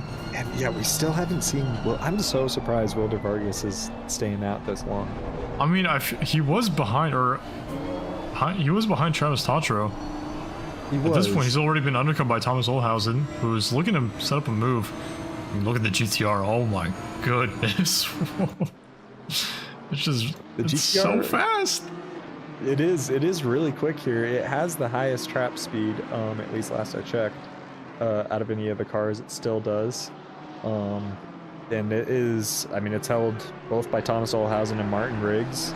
And it's the fastest by a good margin. I mean, the Lexuses, or Lexi, I don't know, they're close. They're pretty much in there with the same trap speeds, but those two cars are definitely kind of in their own league in terms of the trap speeds. Quick check-in on Trey Morgan from the YouTube chat. He is sitting in 49th place, which is dead last, about 10 seconds behind Lucas Clenzeres in P40. And just as I'm about to mention something, we have our first drive-through of the night to Jackson Thomas. So it's about halfway through the race. Maybe people are finally getting too many track cuts, but we got another 30 minutes to go, 27 minutes to be precise. And Wilder Vargas finally goes into the pits. That looks like a very mangled Ferrari 488 just passing by. Looks to be Ponzo Rigatoni. But Mason Moffitt sitting in P1 effectively at the moment. Michael Jeffries has the fastest lap of the race. Yeah. I don't know if that is. It has to be a new time because I know Crimson. It was the last lap. Yeah, it was the last lap. You're right. Yeah. But is Trey Morgan still on track? He is on track. I just answered that. Oh, really? Yes. God, I'm not paying attention. I'm looking at trap speeds. I'm looking at all sorts of. There's all sorts of action to be had. I know. Yeah. I know. Too many. Oh, what? We had some chaos in the hairpin. Yeah, I'm trying to get to the Strauss Fletcher. Oh. That was Travis Fletcher. Oh, look at that. Nice. That patch of grass needs to be cut. That is some long grass. My God. Somebody get on that. Can we get some track marshals to cut that, please? Thank you. Oh, man. I don't know if that's their biggest priority, I guess. Well, I don't care. What are we paying them for? Take care of They're bees. not getting paid. Yeah, they are. What? Track marshals? Marshals don't get paid. I paid them. Oh, you paid them? Mm-hmm. Oh, aren't you kind? Oh, is that... No, 26. Is that Caleb Tenney? That is, yes. Dude, I need to learn these numbers, man. I know, yeah. I feel like I'm... Oh, no, Justin! Oh, no. Shame on you. I feel like something similar happened to Justin through here last time he was here. Probably. He gets into incidents all the time. Dunlop is a, it's a interesting term sometimes. There's some interesting incidents, especially with how blind it is. There could be some chaos there when you least expect it. Riley Greer currently sitting in the top 5. Can I count? Nope, top 6. Yep, top 6 of silver. Right behind Jess Osborne. So, just a little bit nervous on the power there. Porsche obviously known for its very, very super appreciated tire degradation stages. If you know, you know. I don't. Oh, very wide on the curb there. for Riley Greer. It's going to be car 97. I believe that's Travis Fletcher again, yellow flagged at the hairpin. For some reason, I want to stay on board with this fight because it looks like Riley Greer does get a good exit, but maybe not good enough to make anything of it on Just Osborne here for P18. Now, we're going to hop on Travis Fletcher. Oh, and he's out. So, there goes that. And he's out of there. F in the Riley chat. Greer had a lot of pace on Jess through the chicane, but just couldn't really take advantage of that. Yeah, that Porsche exit speed It's good. is Yeah. brutal. Yeah, it's really You're sitting good. behind him. Nah. It's coming from the guy that can just pass anyone and anything, because he's just got more speed regardless. Most Or definitely doesn't even not. have to pass. Doesn't have to pass anybody. I just brake check people. That's what I do. Oh yeah. Mhm. Yeah. And then pull away, and you're Just get your teammate to spin out the top 3. Okay. Jack, come on, man. first time commentating and already bringing the smoke. All right. I'm gonna talk to HR after this. Jess, get this guy out of here. You don't even have the commentator role, Jack, and you're sending shots. They can't kick me out if I'm not even in. Exactly. Boom. You're right. Got free reign. We can get a nice good look of the Travis Fletcher Lord Farquaad. Literally, look at that. Lord Farquaad, kiss me, as he's trying to catch Olhausen. Martin Smith. Olhausen was the first of our pitters into the top 5, so that's pretty impressive from him. Yeah, huge undercut from Olhausen. Really solid. Weren't they in a team fight? Jack, weren't you in a team fight with them a couple seasons ago? I was not in the team fight, but Olhausen and Phil were a team favorite in the GTR. I think they lost out right at the end or close to the end of that season. It was with but- Anderson and Higgs, right? Yeah. Yes. Yeah, yes, Yeah. it was. That was a banger That was a D2 good season as battle. well. But they put together a great team season through results exactly like this, where they were both kind of top 5. Couple wins here and there, but just consistent overall.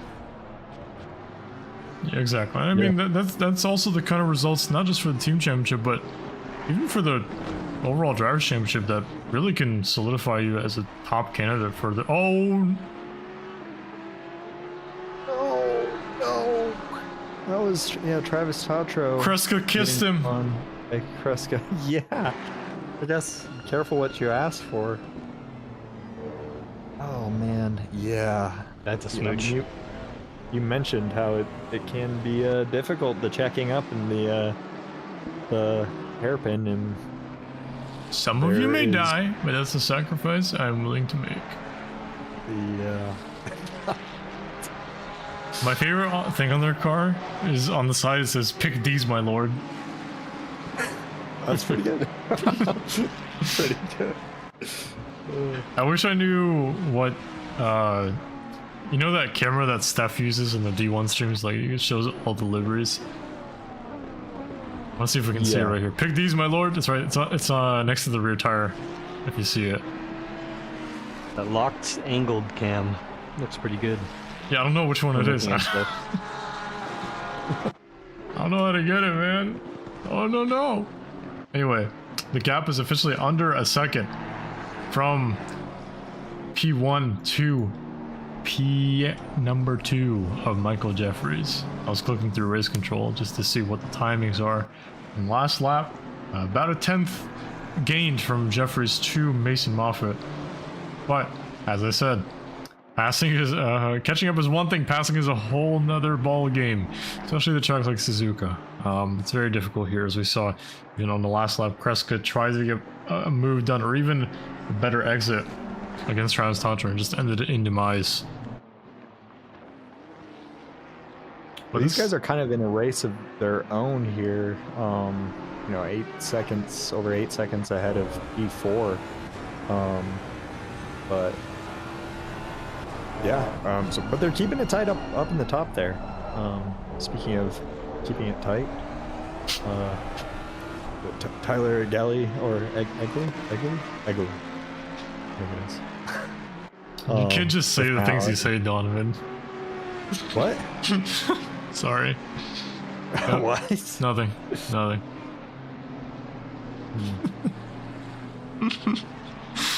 Oh. Yep. Anyway. We'll get to it later. I'll just tell you. Hold on.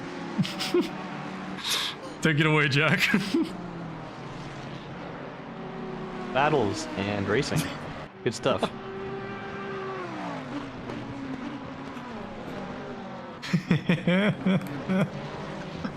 But actually, if we're looking at the top two, Michael Jeffries has closed in on Mason Moffitt. Sending in, gained a 10th from the last lap, and then right as I say that, lost it all coming out of P1. But he's been a bit quicker than Mason over this second stint, but just like we saw with Mason when he was holding off Crimson Bat, this gap is just kind of staying consistent. Mason's doing very well. Even if he's not quicker than his rivals, he's keeping a very consistent, solid pace that is making it very difficult for the cars behind him to continuously keep up with them. Yeah, it's difficult to follow here, especially. You don't want to grind the tires. We mentioned that earlier. Even to this corner right here, Degner 1. Gotta brake earlier than the car ahead of you, just so you don't hit him. And then, of course, getting the braking done for Degner 2 is even more difficult, because you want to keep him close to your front. But as we see with Tyler Egley here, just not able to make too many inroads on Matt Artem here. Of course, very, very solid first race being in D2 for Tyler Egley. Possibly making a case for him being D2 gold. Who knows? Maybe the same color as his car, right? So, pretty strong showing for him thus far. To be fair, he's not like that far ahead of. I mean, it's like as far ahead as you want to be to not get promoted. Because I mean, Pat Cockcroft, he's only a few seconds really, behind on track, so it's nothing too dramatic. I mean, maybe you could argue Pat Cockcroft should also be gold, but I don't know. Oh! What happened there with Ponzo? Looks like good vision on the curb. Yeah, we've had eventful races so far. Yeah. Yeah, I mean, Spoon is definitely been a difficult turn. That and 130R, it's definitely taken a lot of these drivers. Keep it together, guys. Still following. Honestly, it's quite impressive how close he's following. Just putting the pressure on Matt Artem here in the Audi. Of course, token Audi driver of D2 of SRA. Putting the car exactly where it needs to be to keep Tyler Egley behind, but he is trying everything to find a way past in the Ford Mustang GT3. Of course, having the legs on the straight sometimes just isn't enough. Suzuka not having the longest straights on the calendar this season. So that would probably be down to the likes of Monza, Spa, something like that. Suzuka, it's just short enough that Artem is able to keep him behind for the rest of the lap.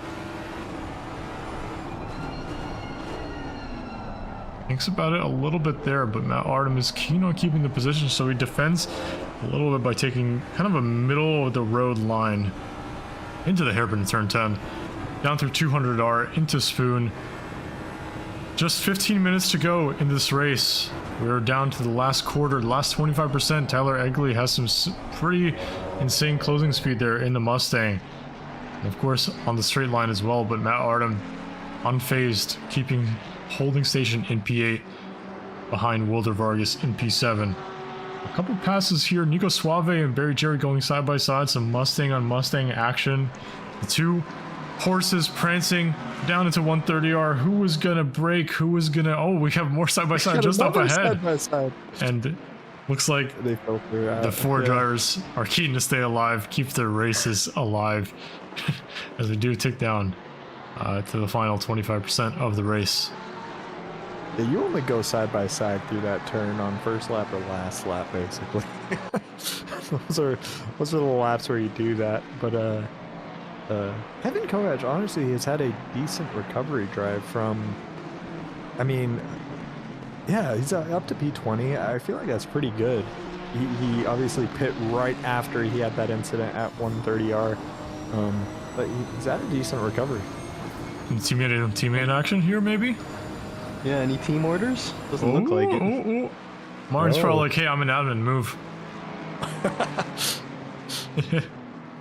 Kevin's like, hey, I've been in SRA for an insanely long time. I don't remember.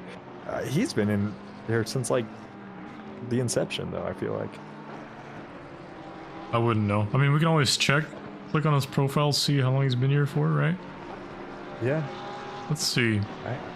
If I May remember 31st correctly, of it's been a long time. 2022 is when he joined the server. Yeah, that was like pretty. That was a while early. ago. Yeah, that was a long time ago. You don't say. Yeah, it's Suzuka's one of those races that kind of just drags on and on and on, and you kind of hope that it's gonna just end on the next lap, but Wilder Vargas trying to make a move on Paulo Kreska after seemingly getting rid of Travis Tatro in Lord Farquaad fashion. Now with has that, to worry about P7. Vargas, yeah, only lost out on one position because of that, or two positions really. Or actually, no, it would have been three positions because, I mean, if he pit early, I don't know, it's so hard to say because Thomas Olhausen pit, so much earlier. Martin Smith pit a bit earlier as well. Oh, what happened here between these two? They were battling for quite some time. No, the curb. It was, the curb just My going fantasy in on that driver, shallow, no. going in on that shallow. Showl? Talking's hard. It's that Utah English. Yeah, I know. Right? So, What happened to Cash Pat? Where's Pat? He was ahead of Juan Caro, and he's now behind him, Nico Suave, and Matt Artem. Interesting. We lost 3 positions and somehow. Yeah, it looks like his last lap wasn't valid, so maybe a audacious trip off track, perhaps for the Fighting Irish. yeah, it was a bit slower too. It wasn't like, he spun like Matt Artem, but Yeah, only a it was couple definitely a seconds bit slower than probably normal. But all these drivers are so tight. I mean, look how tight he is with Nico Suave and Matt Artem. So I guess Matt Artem had his moment, but yeah. Catch up on some other fights. A lot of very close gaps on track. We have another one just ahead of Potts Weaver and Shane Lewis. Potts Weaver does get ahead of Shane Lewis. Just missed it, but we can get a quick instant replay action. Quick and decisive move from Potts Weaver up the inside. Shane Lewis a little bit out of sorts. It's going to be a move done for Potts Weaver in the Ford, up one position. Now right behind his teammate with Hunter Gale. So there you go. Nicely done. Uh-oh. Well, looks like a little bit of server mismatch for me with race control with Barry Jerry tonight. Seen him drop from P1 to P15 about 8 times at this point. Don't know what's going on with that one, but that's comforting. I haven't quite seen that. One gap I do want to mention, because we haven't talked about it for a little while, is the gap between Michael Jeffries and Mason Moffitt is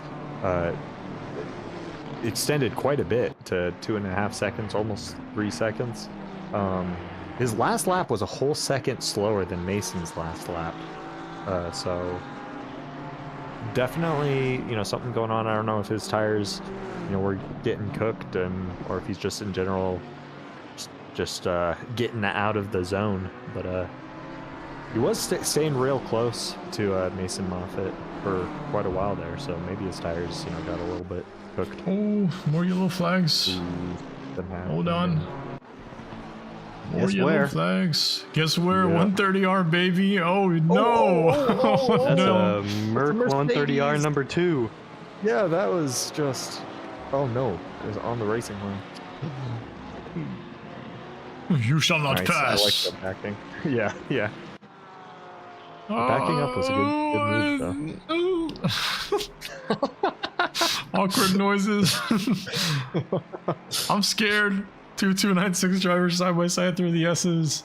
Inside becomes outside, outside becomes inside, and then some. But Jackson Tom's able to make the move done on Tony Zygmunt. Not really sure what happened before that, but it was nicely done with the 2 drivers keeping some very, very solid respect with each other through the S's. Some solid racing. Yeah, it looked like Zygmunt backed out of that, which is definitely not a bad move because, like I said, you could close up to the drivers behind you so quickly when you're going side by side through the S's. Religary had a bit of a moment. Looks like the sunset got to him in the VR headset. A little bit wide. Through. Oh, wide. He got hit by Kevin Kovac. Was that Kevin? Yeah, it was. Well, that's not very nice, is it? Yeah, because now he's got a Mustang between him. So losing out on a few positions there for sure. I'm surprised that Thomas Olhausen has been keeping pretty close to Martin Smith through the second stint because he was the first of the top 5 right now to pit. And of course he was back in what, P12? Oh, another yellow flag. This could be Sig SVG. See what happened to him. Okay, thank God it wasn't 130R. It was like a very audacious dive from Giovagnoli. Oh, he gets tapped by Renayoki, I think. It was a fake out on who actually did the crime. Look at that. It was a quick pump fake. Under braking there. Looks like Renayoki stayed. Gave the spot back.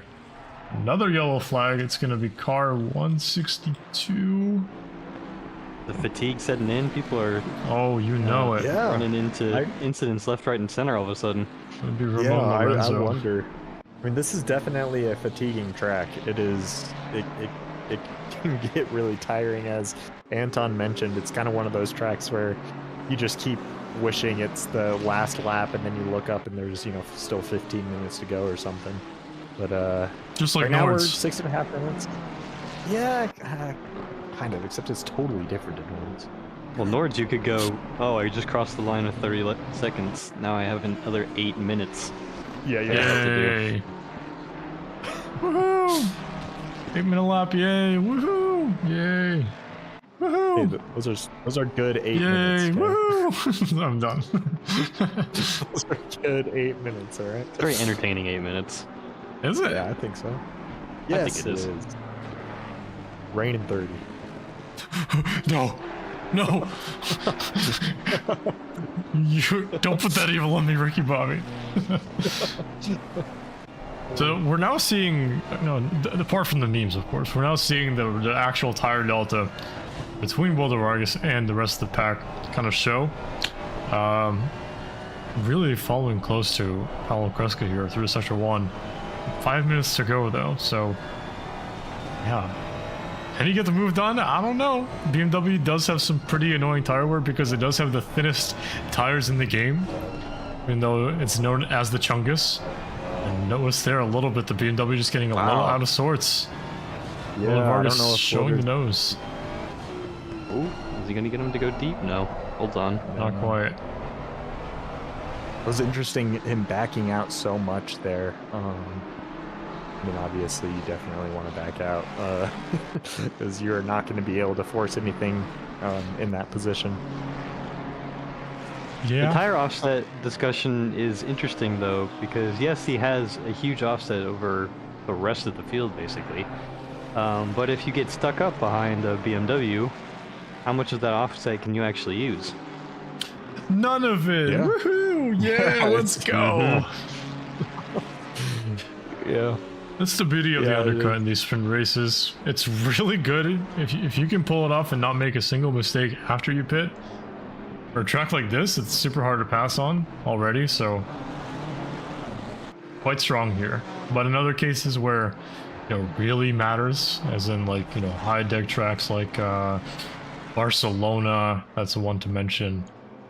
The undercut isn't going to be necessarily as strong because the overcut, you have a lot more opportunities to close up, especially in the last sector. So if you get a better exit than your opponent, then it could be a different story as they go into turn 1. But here, Wilder Vargas trying to follow Paul Kreska as the laps die down, the time goes down. I believe we're going to have maybe 2 more laps. Depends when Mason Moffitt crosses the line this next go. Oh, we have a new person in the Twitch chat, True Bailey. Welcome, True Bailey. Yeah, he's definitely new. New to D2, I'll tell you that much. Oh dear, what was that? That looks like Ramon Lorenzo. Oh my goodness. What a full Porsche right coming around Degner 1. That was slightly sketchy, I would say. Yes, I would say it's very sketchy.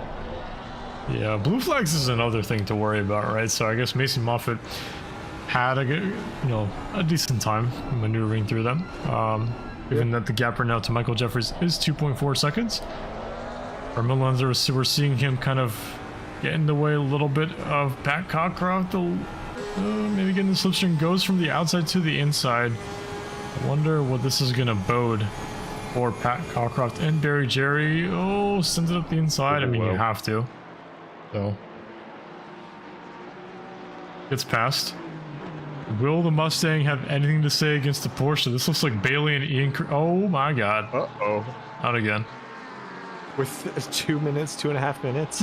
I wonder where I've seen this before. Yeah. Did we get any disconnects? Running through the grid. I was just checking through. I think we're good. I think it's just Jerry, so for the most part we're good. Mason's here, Jeffries, Mueller, Kevin Kovac getting past Jess Osborne at 130R. Can he keep it together as he had trouble with earlier in the race? Yes, he does. It's going to be position gained for one of the GTRs. Now Jess is in a GTR sandwich. We got 2 Japanese cars and a German car. It's like a fake JDM meetup. Yeah, and those you never want to see the Nissan behind when you're in a Porsche. Never want to see it in front of you. True. Yeah. Yeah, you don't want to see Worst of both worlds. Yeah, yeah, yeah. That's not the kind of sandwich you want to be a part of. That's for sure. Yeah, I guess. I mean, at least Martin has a bearded badass behind there in the Ford to worry about. He is right behind him, though. Oh no! Ooh, that sun is bright. Bit of a wiggle. Yeah, it is. That's the one thing I hate the most about Suzuka is when the sun starts to come down. It is so unbearable, especially going through 200R into Spoon. Oh my god. Yeah, there and into Degner too. There, it can be. It's not the worst into Degner too. It's definitely worse like here. When it gets really low, it is annoying. I don't know. I struggled with Degner 2 yesterday quite a bit with the sun. Yeah. Well, maybe that's just a skill issue. Probably. Yeah, it's pretty annoying there. I'm kidding. Mason Moffitt crosses the line to start his final lap with about 15 seconds in hand. Yeah. He really wants to make sure that anyone on low fuel is sweating. Oh, another side-by-side of the GTR. Oh, Jess is going to let him go, but Martin takes Martin. Ooh. Well, whoa, no. Not like this. That is a shame. Not like this. Loses out on a couple positions there. Oh, this is a close fight. Blue flags coming into play in the last lap. Thomas Olhausen trying to chase down Martin. Oh no! Oh no! Come on! Oh my! Oh, he's gone. Yeah, he's gone. He's spun. No! What? What? That is devastating there for Martin What? Smith. Oh no! What the? Oh my god. That's going to bring Kreska and Vargas and Egli through on position. And more importantly, Oh, no, Thomas he got hit Olhausen to again. P4. Yeah, he got. He's down to. He got hit into the hairpin. I don't know what that was. Yeah. Nah, that's unlucky, dude. Ryan Garrity That's off the very- track. What's going on here? RTG'd on the last lap? Okay. Oh, no. Very interesting. But all eyes are on Mason Moffitt as Nico Suave as well yellow flags Ryan Garrity's teammate. Not to take away from Mason's moment in the sun, but it's going to be his first win in D2. Round 1 Suzuka. The McLaren just keeping it on the track, it seemed. Crossing the line in P1. Coach Jeffrey has given them a flash of respect in P2 and Philip Mueller in P3. Very consistent race from the top 3.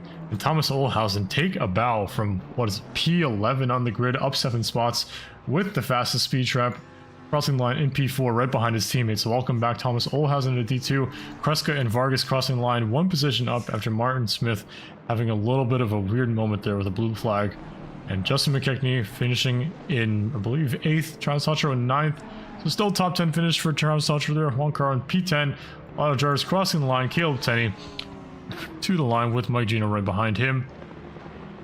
There you go. What an eventful race for round 1. I mean, D2. What an eventful last lap.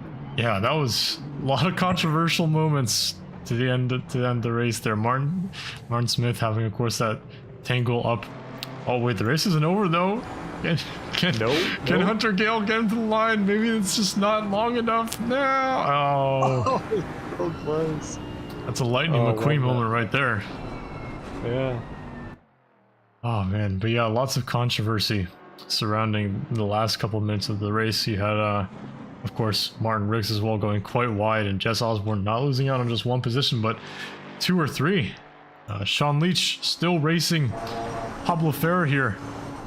Trey Morgan had plus 30 seconds on his time. I believe that's for a drive-through, so not the best of races for him, but only week 1. Long season ahead. Sean Leach going to cross the line here. It's behind Pablo Ferrer in P31 at the moment, but it's going to be P40 something, I believe. Yeah, when people are leaving, lots of people are leaving the server, so. There you go. And of course, how can we forget Thomas Olhausen taking his reconnaissance lap? I love how he does that, his in lap. I think it's really cool. I think it's awesome. He's like the only one I know that does it, but I think it's awesome. Yeah, it's really fun. Anyway, what a race for D2 round 1. Of course, season 18 starting off with a banger. But don't go anywhere because next week it's going to be even crazier. We've got night spa, as if daylight spa wasn't enough from, all those open lobbies that we're all used to. It's going to be a doozy, so don't miss that one. But, of course, we have the very important interviews coming up. Mason Moffitt closing out with the victory tonight in P1. Right behind him, Michael Jeffries, the coach, Tripleston Racing in P2, and Philip Enos Mueller in P3. And the silver winner, Tyler Eggley, cementing himself as a strong silver contender after winning the championship in D4. Possibly gunning for another shoey, back-to-back seasons for the D2 silver shoey. So, ladies and gentlemen, it's about that time. Let's see drivers trickle into the race chat. Yeah, let's get Tyler in here. Let's move him in here. Tyler Eggley, can you hear us? Hello, Tyler. Oh man, this is awkward. We can have the first. Okay, is it working now? Yes, there we go. Okay, there we go. Is that how you pronounce your last name? Eggley? Eggley? Eggley, yeah. Perfect. Yeah, hey, I got it right the first time. Welcome to the booth. Yep. If I'm not mistaken, D4 champion of last season, now winning your first D2 silver race. I mean, what a start for you. Yeah, I'm a little surprised. I mean, I did not think this was going to be happening. You got the mindset of a winner, so that's already half the battle for these races, and you were able to capitalize on a very, very strong qualifying performance, and keep your head level throughout the race. I mean, talk about how difficult Suzuka is, from a driver's perspective, because it's a long and grueling race. Well, there are a lot of corners where if you're following too close behind, going off even a little bit usually means the end of your race sometimes, or at the very least, losing a good couple positions. So I had a little bit of a off track run at Spoon, I think, on the first or second lap, and I immediately dropped 2 places, and then I spent the entire rest of the race trying to get those 2 places back, and I didn't get it until 10 minutes left or something. So not forgiving.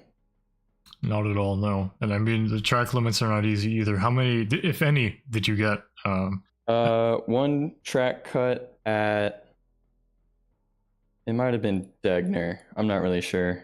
Ah, yes, the classic. That's one of the spots. The classic. Yeah, I mean, Suzuka is not easy in terms of track limits and driving in general. We talked about in the booth here the concertina effect, especially on lap 1, that you can have following other cars. It's super difficult to pass. I mean, we saw you battling with, believe that was, who was it? Was it Artem, I believe. Yeah, it was Artem. Artem. Yeah, there was a moment there in the chicane. You got alongside, and it looks like he just got too much on the curb. The Audi just having too much torque on the rear tires at one moment. And I'll have to take a look at it. I was worried that I caused it, but I think I don't know. We'll look at it. I'm not sure I was able to do anything different. No, I mean, you displayed an excellent racecraft the entire race, especially for first race in D2. How are you feeling about the rest of the season? We're heading into Night Spa, a back-to-back race where maybe some lap 1 shenanigans can occur. So how are you feeling about that one? I don't think Spa is one of my, it's not a strong track for me, but I don't know. We'll see. I think I'm excited, but I'm not sure they're going to keep me in silver. We'll see. Yeah, I mean, one silver win under your belt doesn't mean automatic promotion, but yeah. It's definitely on the table. I wouldn't count it out. You were super fast today, so that's off to you. I wouldn't be surprised if it happens. Well, heard it here first. Whoever is watching admins, I know Bailey was in the chat. Promote him. He's ready for it. That's what he wants it. You guys want another shoey from me? Oh yes, exactly. Yeah. Didn't you do it out of a ski boot? Was that you? No, I did. I had some racing shoe. Oh, who was that? That was a different guy. I'm sorry. I saw somebody with a ski boot. Yeah. That's awkward. I forget who though. Well, Donna and Jack, any questions for our silver winner? No, I don't think so. No, that's boring. Jeez. Yeah. I got a question. Yeah. Shoot away, Jack. So first race in D2 coming from D4, what was your confidence like coming into it? Were you feeling okay? Just gonna let things play out, see what happens? How are you feeling? I wasn't really planning on changing anything about how I drive. I kind of just had to tell myself that I qualified here. I'm fast enough to be here. So, just race my race. Don't crash anybody, and I'll call that good. I think top 10 was my goal for if I was going to be, really satisfied or really pleased with myself was top 10. And I did that. So I think I'm solidly in D2. Yeah, I mean, I definitely agree. I think that keeping the mentality between the races is definitely the move. Don't let the lights get too bright, sort of thing. Just do your thing, and clearly it showed well. Thank you. Any shout-outs before we send you back, Tyler? Just you guys and the other racers around me. Everything was very clean, even at the first lap from what I could see. So, yeah, thanks everybody. Sounds good. We'll send you back down. Fantastic job tonight. Have a good one. Last time I remember a newly promoted D4 driver to D2 getting an in-class win, it was me. Oh my god! Saw that one coming. I'm seeing flashes of brilliance from this man. I was wondering if you were gonna say something like that. I didn't want to take his moment in this other Is way. that Suzuka? That's Suzuka, getting in-class win. I mean, you weren't in the Mustang though. You were in the Macca. So I mean, I drove the Mustang the season before, and guess what car Tyler drove last season? Take a guess. Yeah, true, the McLaren. Yeah, wow. That's just reversed. Yeah, I mean, the classes are reversed too. I was D2 gold and he was silver. So there you go. Future D1 champion Tyler Egley. I'm calling it here. So you called it as a class win, but it was actually an overall win. Well, no, unless you lost to a silver. No, I'm saying I was D1 gold class or D2 gold class win as well. Because it was. Yeah. But that's just you're. I'm trying to keep things okay. All right, you know what? All right. We have that's strike two, man. That's strike two. Yeah, let's bring Philip up. P3 finisher Philip Enos Mueller. Welcome back to the booth. It's been a while. You were on the Honda last time, struggling your butt off, but you're back in your Token GTR. How does it feel, man? Happy to be back in the Nissan. It was a slidey race, just the way I like it.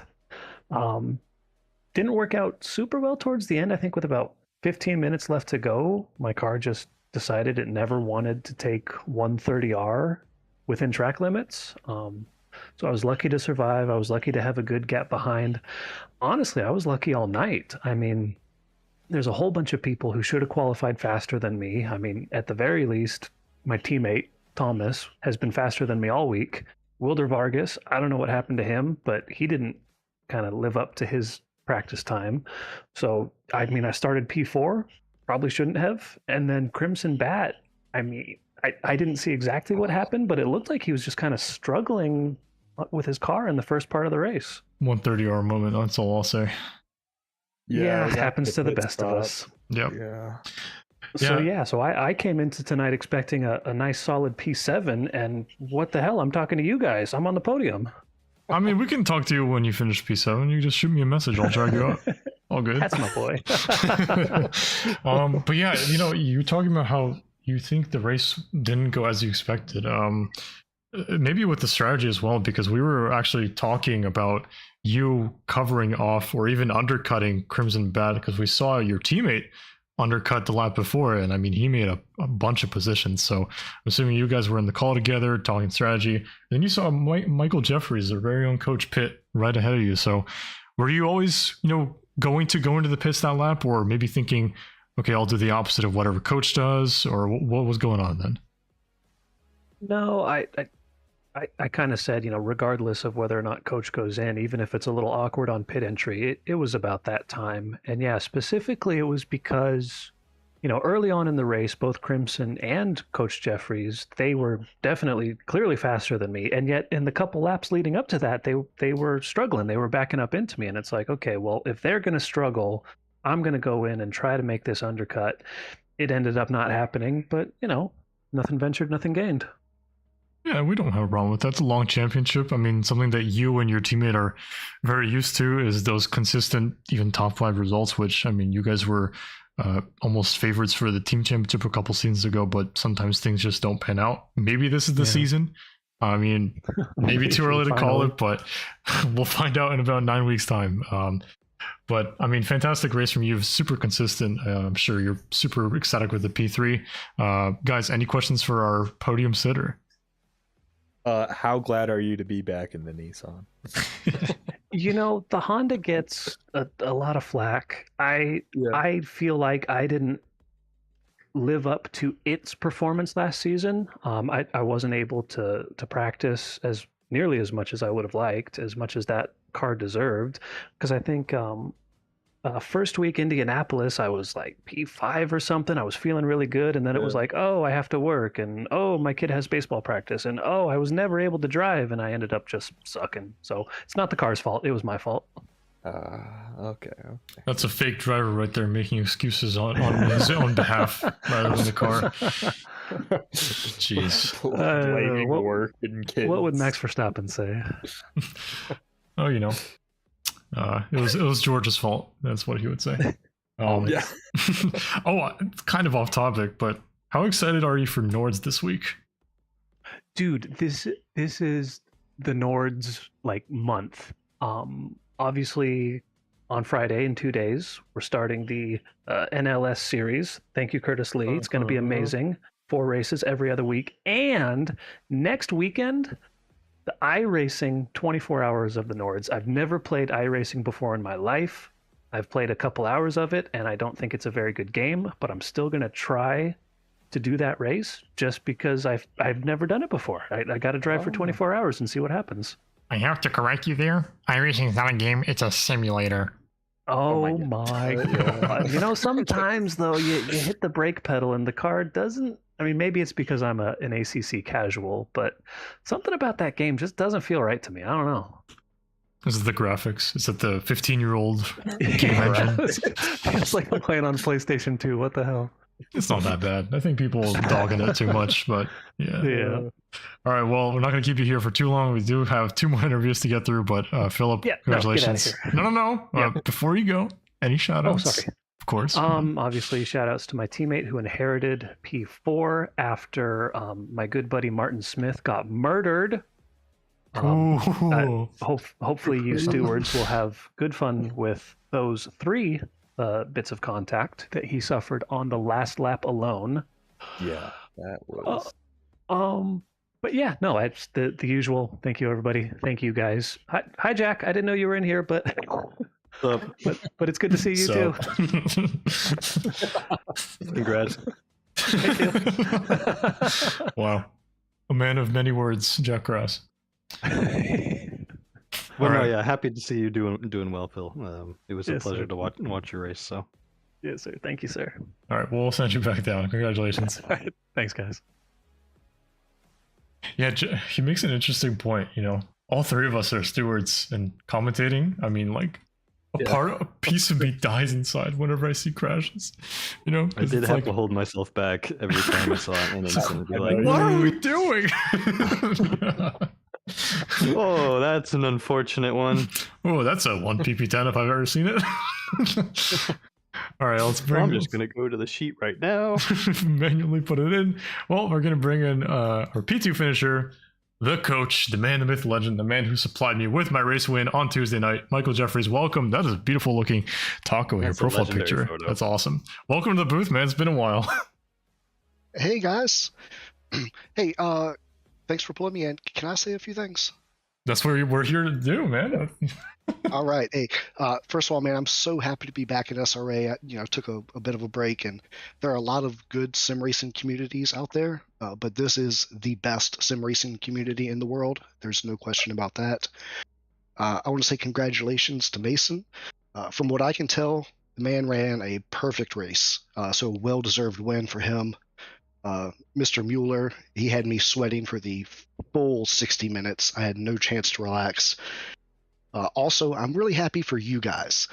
You had the opportunity to watch me. Now you're hearing from me. That must be so exciting for you. You're welcome for that. Finally, this race goes out to all of those haters in the SRA Fantasy League that had the opportunity to draft me, but chose not to. Yeah, let's go. This race goes out to all of those clowns in the Pick Ds. None of them put respect on my name this week. This is what happens. Daddy's back. All right. Well, there you go. Have a great night, Coach. Leave it at that. That's perfect. I have no other words to say. I mean, the man speaks for himself. His pace speaks for himself. So that was amazing. Yeah, I mean, I was going to ask if you thought you had any chance of catching Mason, but like you said, honestly, just super consistent race from the top 3 in general. Long season ahead. Yeah. I'm sure we're going to see you on the podium plenty of times. How do you feel about it? Yeah, so like during like that last 20 minutes, I was gaining on Mason about 1/10 of a second every lap. I'd get about 5 or 6 laps where I'd gain on him, and then I would have a mistake, and so I'd drop back and I'd have to make up on that time again, and then I'd make another mistake. Meanwhile, from what I could tell, Mason made 0 mistakes, so 100% he deserves that win. I thought I would be closer, but I need to clean up my technique. Long season ahead, though. P2 is definitely no slouch of a result. How do you feel about your general chances for, the championship? Well, of course, it's early to call, but the season really creeps up on us. The next race is in next week at Spa. So how are you feeling for the rest of the season?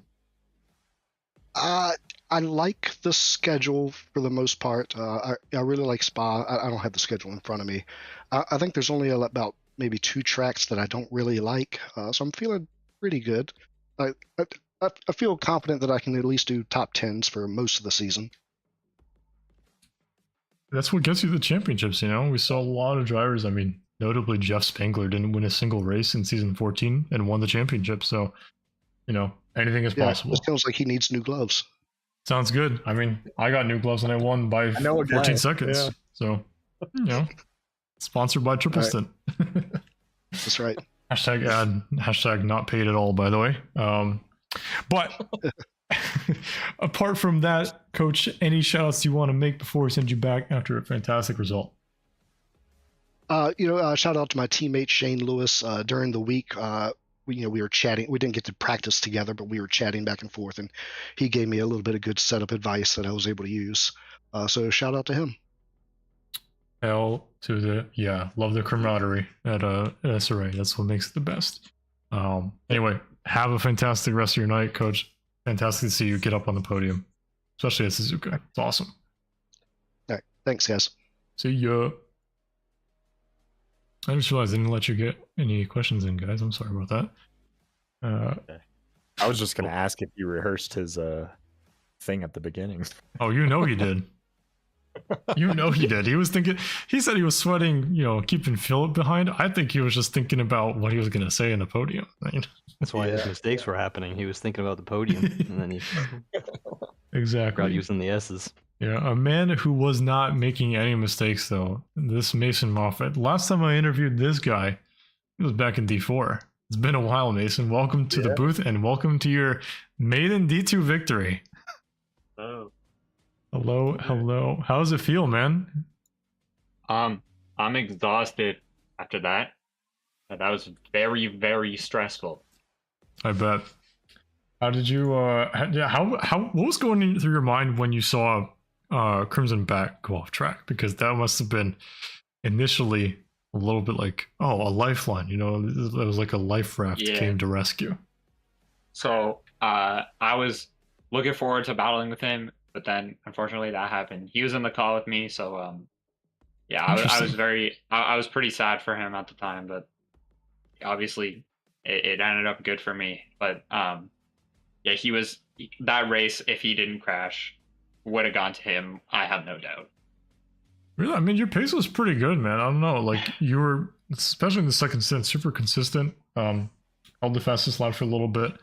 But then Coach Jeffries took it back. Were you at all concerned about his pace? I mean, there were times that he was catching up to you, but then you pulled a bit of a gap, and then you just kind of sat at 2.5 seconds for the rest of the race. So, I mean, what goes through your mind when, you know, going through a second race stint? Because that's usually the ones that matter the most. Yeah, so I was, after Crimson crashed, I was like, he was gaining on me every single lap, like a tenth every lap. And then he would get up like a certain point, and then he would make a mistake and then go back. And like, I would get so relieved, and then he would just come back every lap until, I don't know what happened, but he went like past like 2 seconds. And then I kind of held the gap from there. So yeah, every time the stretch is built up, and then it was like a graph. It just got let go every time he made his mistake. Nice. And I mean, you know, first D2 victory, it's got to feel good, right? Yeah, this feels awesome. I mean, you had the pace. I mean, even on the Hall Lap leaderboard, I mean, this race isn't won just in one lap, not even in one qualifying lap, but it's a whole ordeal, right? A lot of preparation has to go into it. I mean, all the practice that goes into it, it all becomes worth it in the end, right? So, fantastic job. How are you feeling about Spa? I know you did the 8 hours of Spa. So I imagine you're a little bit spa'd out, but it is next week. Not for 8 hours, but it's for an hour. How are you stacking yourself up there? Well, I think I'm gonna do a ton of quality laps so I don't start in the mid pack going through Eau Rouge at nighttime, because that's not gonna be fun. But other than that, I think I think Spa's a good track to have at night. I think it's a lot. It's very enjoyable to race that track at night. So yeah, I think it's gonna be blessed. Epic. You guys got any questions for D2 winner? I got one. I got one after you, Jack. So D1 or D2 winner, right? Best position you could start off with. What do you think about your competition for the rest of the season? Well, I think Coach is going to be a threat. I think both Nissans in Thomas Olhosen and Philip Ines Mueller, they both are going to be a big threat, and also Crimson Bat, all going to be big threats. And some of the Ferraris back there, like Travis Tatro and Wilder, both of them, all of them are really fast. I think the top of this division is really, really close, and I think we're going to see a lot of different winners throughout the season. Hope so. Makes for the entertainment to be fantastic. I got another question. Can you tell your teammate to drive faster, please? I got fantasy interest behind this. I will tell him. I will tell him. Especially because, I mean, you won, right? You're going to be expecting him to carry his own weight in the team championship. We'll do more practice next week. Mike is not doing more practice. I'll convince him. I'll bother him every day. Yeah, he's not. You got to do your best Jason Allen act. You just got to call him. He's like, screw you, Mike. That's how you do it. Okay. That sounds good. If you actually tell him that, I'll be so happy. That's really funny. Yeah, but as always, any shout-outs you want to make before we send you back? Yeah, shout out to all the stewards and commentators that run this league and the admins. And then also shout out to my parents for letting me do this and borrowing my dad's sim. Borrowing? You'd be borrowing stuff? I thought this was yours. Technically, I didn't buy it. It'd be hard to steal it, that's for sure. Yeah. So he's letting me use it right now. Watch me. I'll do it. Ooh. Watch out, Mason. Watch out, Mason's dad, I guess. True. Anyway, we'll send you back down. Congratulations on a fantastic victory, Mason. That was well deserved. Thank you. Oh man, I get so awkward in these interviews. We got a double shout out there. I like how yeah, true. We run the league. Commentators who run the league. All right. I like that. By my first decree, I'm banning Jason Allen. No, we can't do that. I'm kidding. That's Jason not does way response. too much for this league. He's He's too much of an integral part, and he goes very underappreciated by a lot of people. We meme about it, but yeah, no. By my first decree, I am banning who's another commentator that I can laugh at? Me? You could ban Bailey, right? Nah, Bailey is a good friend of mine. I had lunch with him. I can't ban him. I've had lunch with him too. Oh yeah, we can't ban him. I've eaten multiple meals with Bailey. Okay. Well, How many meals have you eaten with Bailey? We can talk about how many meals we've eaten with Bailey another time. 3 meals with Bailey. Well, Can you beat 3? I don't know. Good question. Probably. Oh shit. All right. Anyway. Well, let's talk about the rest of the calendar. Of course, we race today at Suzuka. Next week, we got Night Spot. It's going to be a crazy one heading into, it's going to be 25% through the calendar already after Spawn. It's crazy to think about. But a lot of fun racing tracks up ahead. Don't miss it. We have other races, of course. We're streaming D2 always on Wednesdays at 9 p.m. Eastern over on Twitch and on YouTube, as well as on YouTube. We have D4 at the same time, another division that streams on Wednesdays. And on Tuesdays, we got D1 over on Twitch, right in the same very spot, and on YouTube. And then we also have D3 on YouTube at the same time. Be sure to check those out. Replays will be posted as Twitch VODs or stream VODs over on our YouTube channel. And yeah, I mean, Suzuka, what a track. Super, super fun. I definitely didn't accidentally click on that, but we're going to segue into the end of the stream. Guys, any closing remarks we want to make? Jack, first time in the booth, how are we feeling? Pretty good. It was a fun race to watch. I mean, things were a bit slow towards the end, but we got some good battles. And I really liked seeing how the paces shaped out. I mean, first race of the season, there's lots of exciting hype around it. You never really know where people are going to be. And now we get to see one data point. Excited to see the next one. Yep, absolutely. Don, I know you wanted to say something after that. I don't want it, not anymore. All right, well, have a good night, everybody. See you.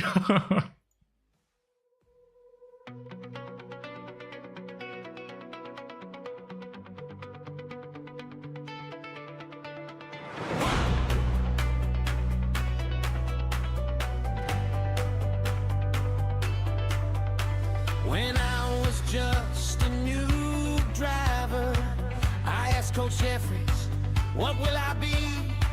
Will I be speedy? Will I crash out? Here's what he said.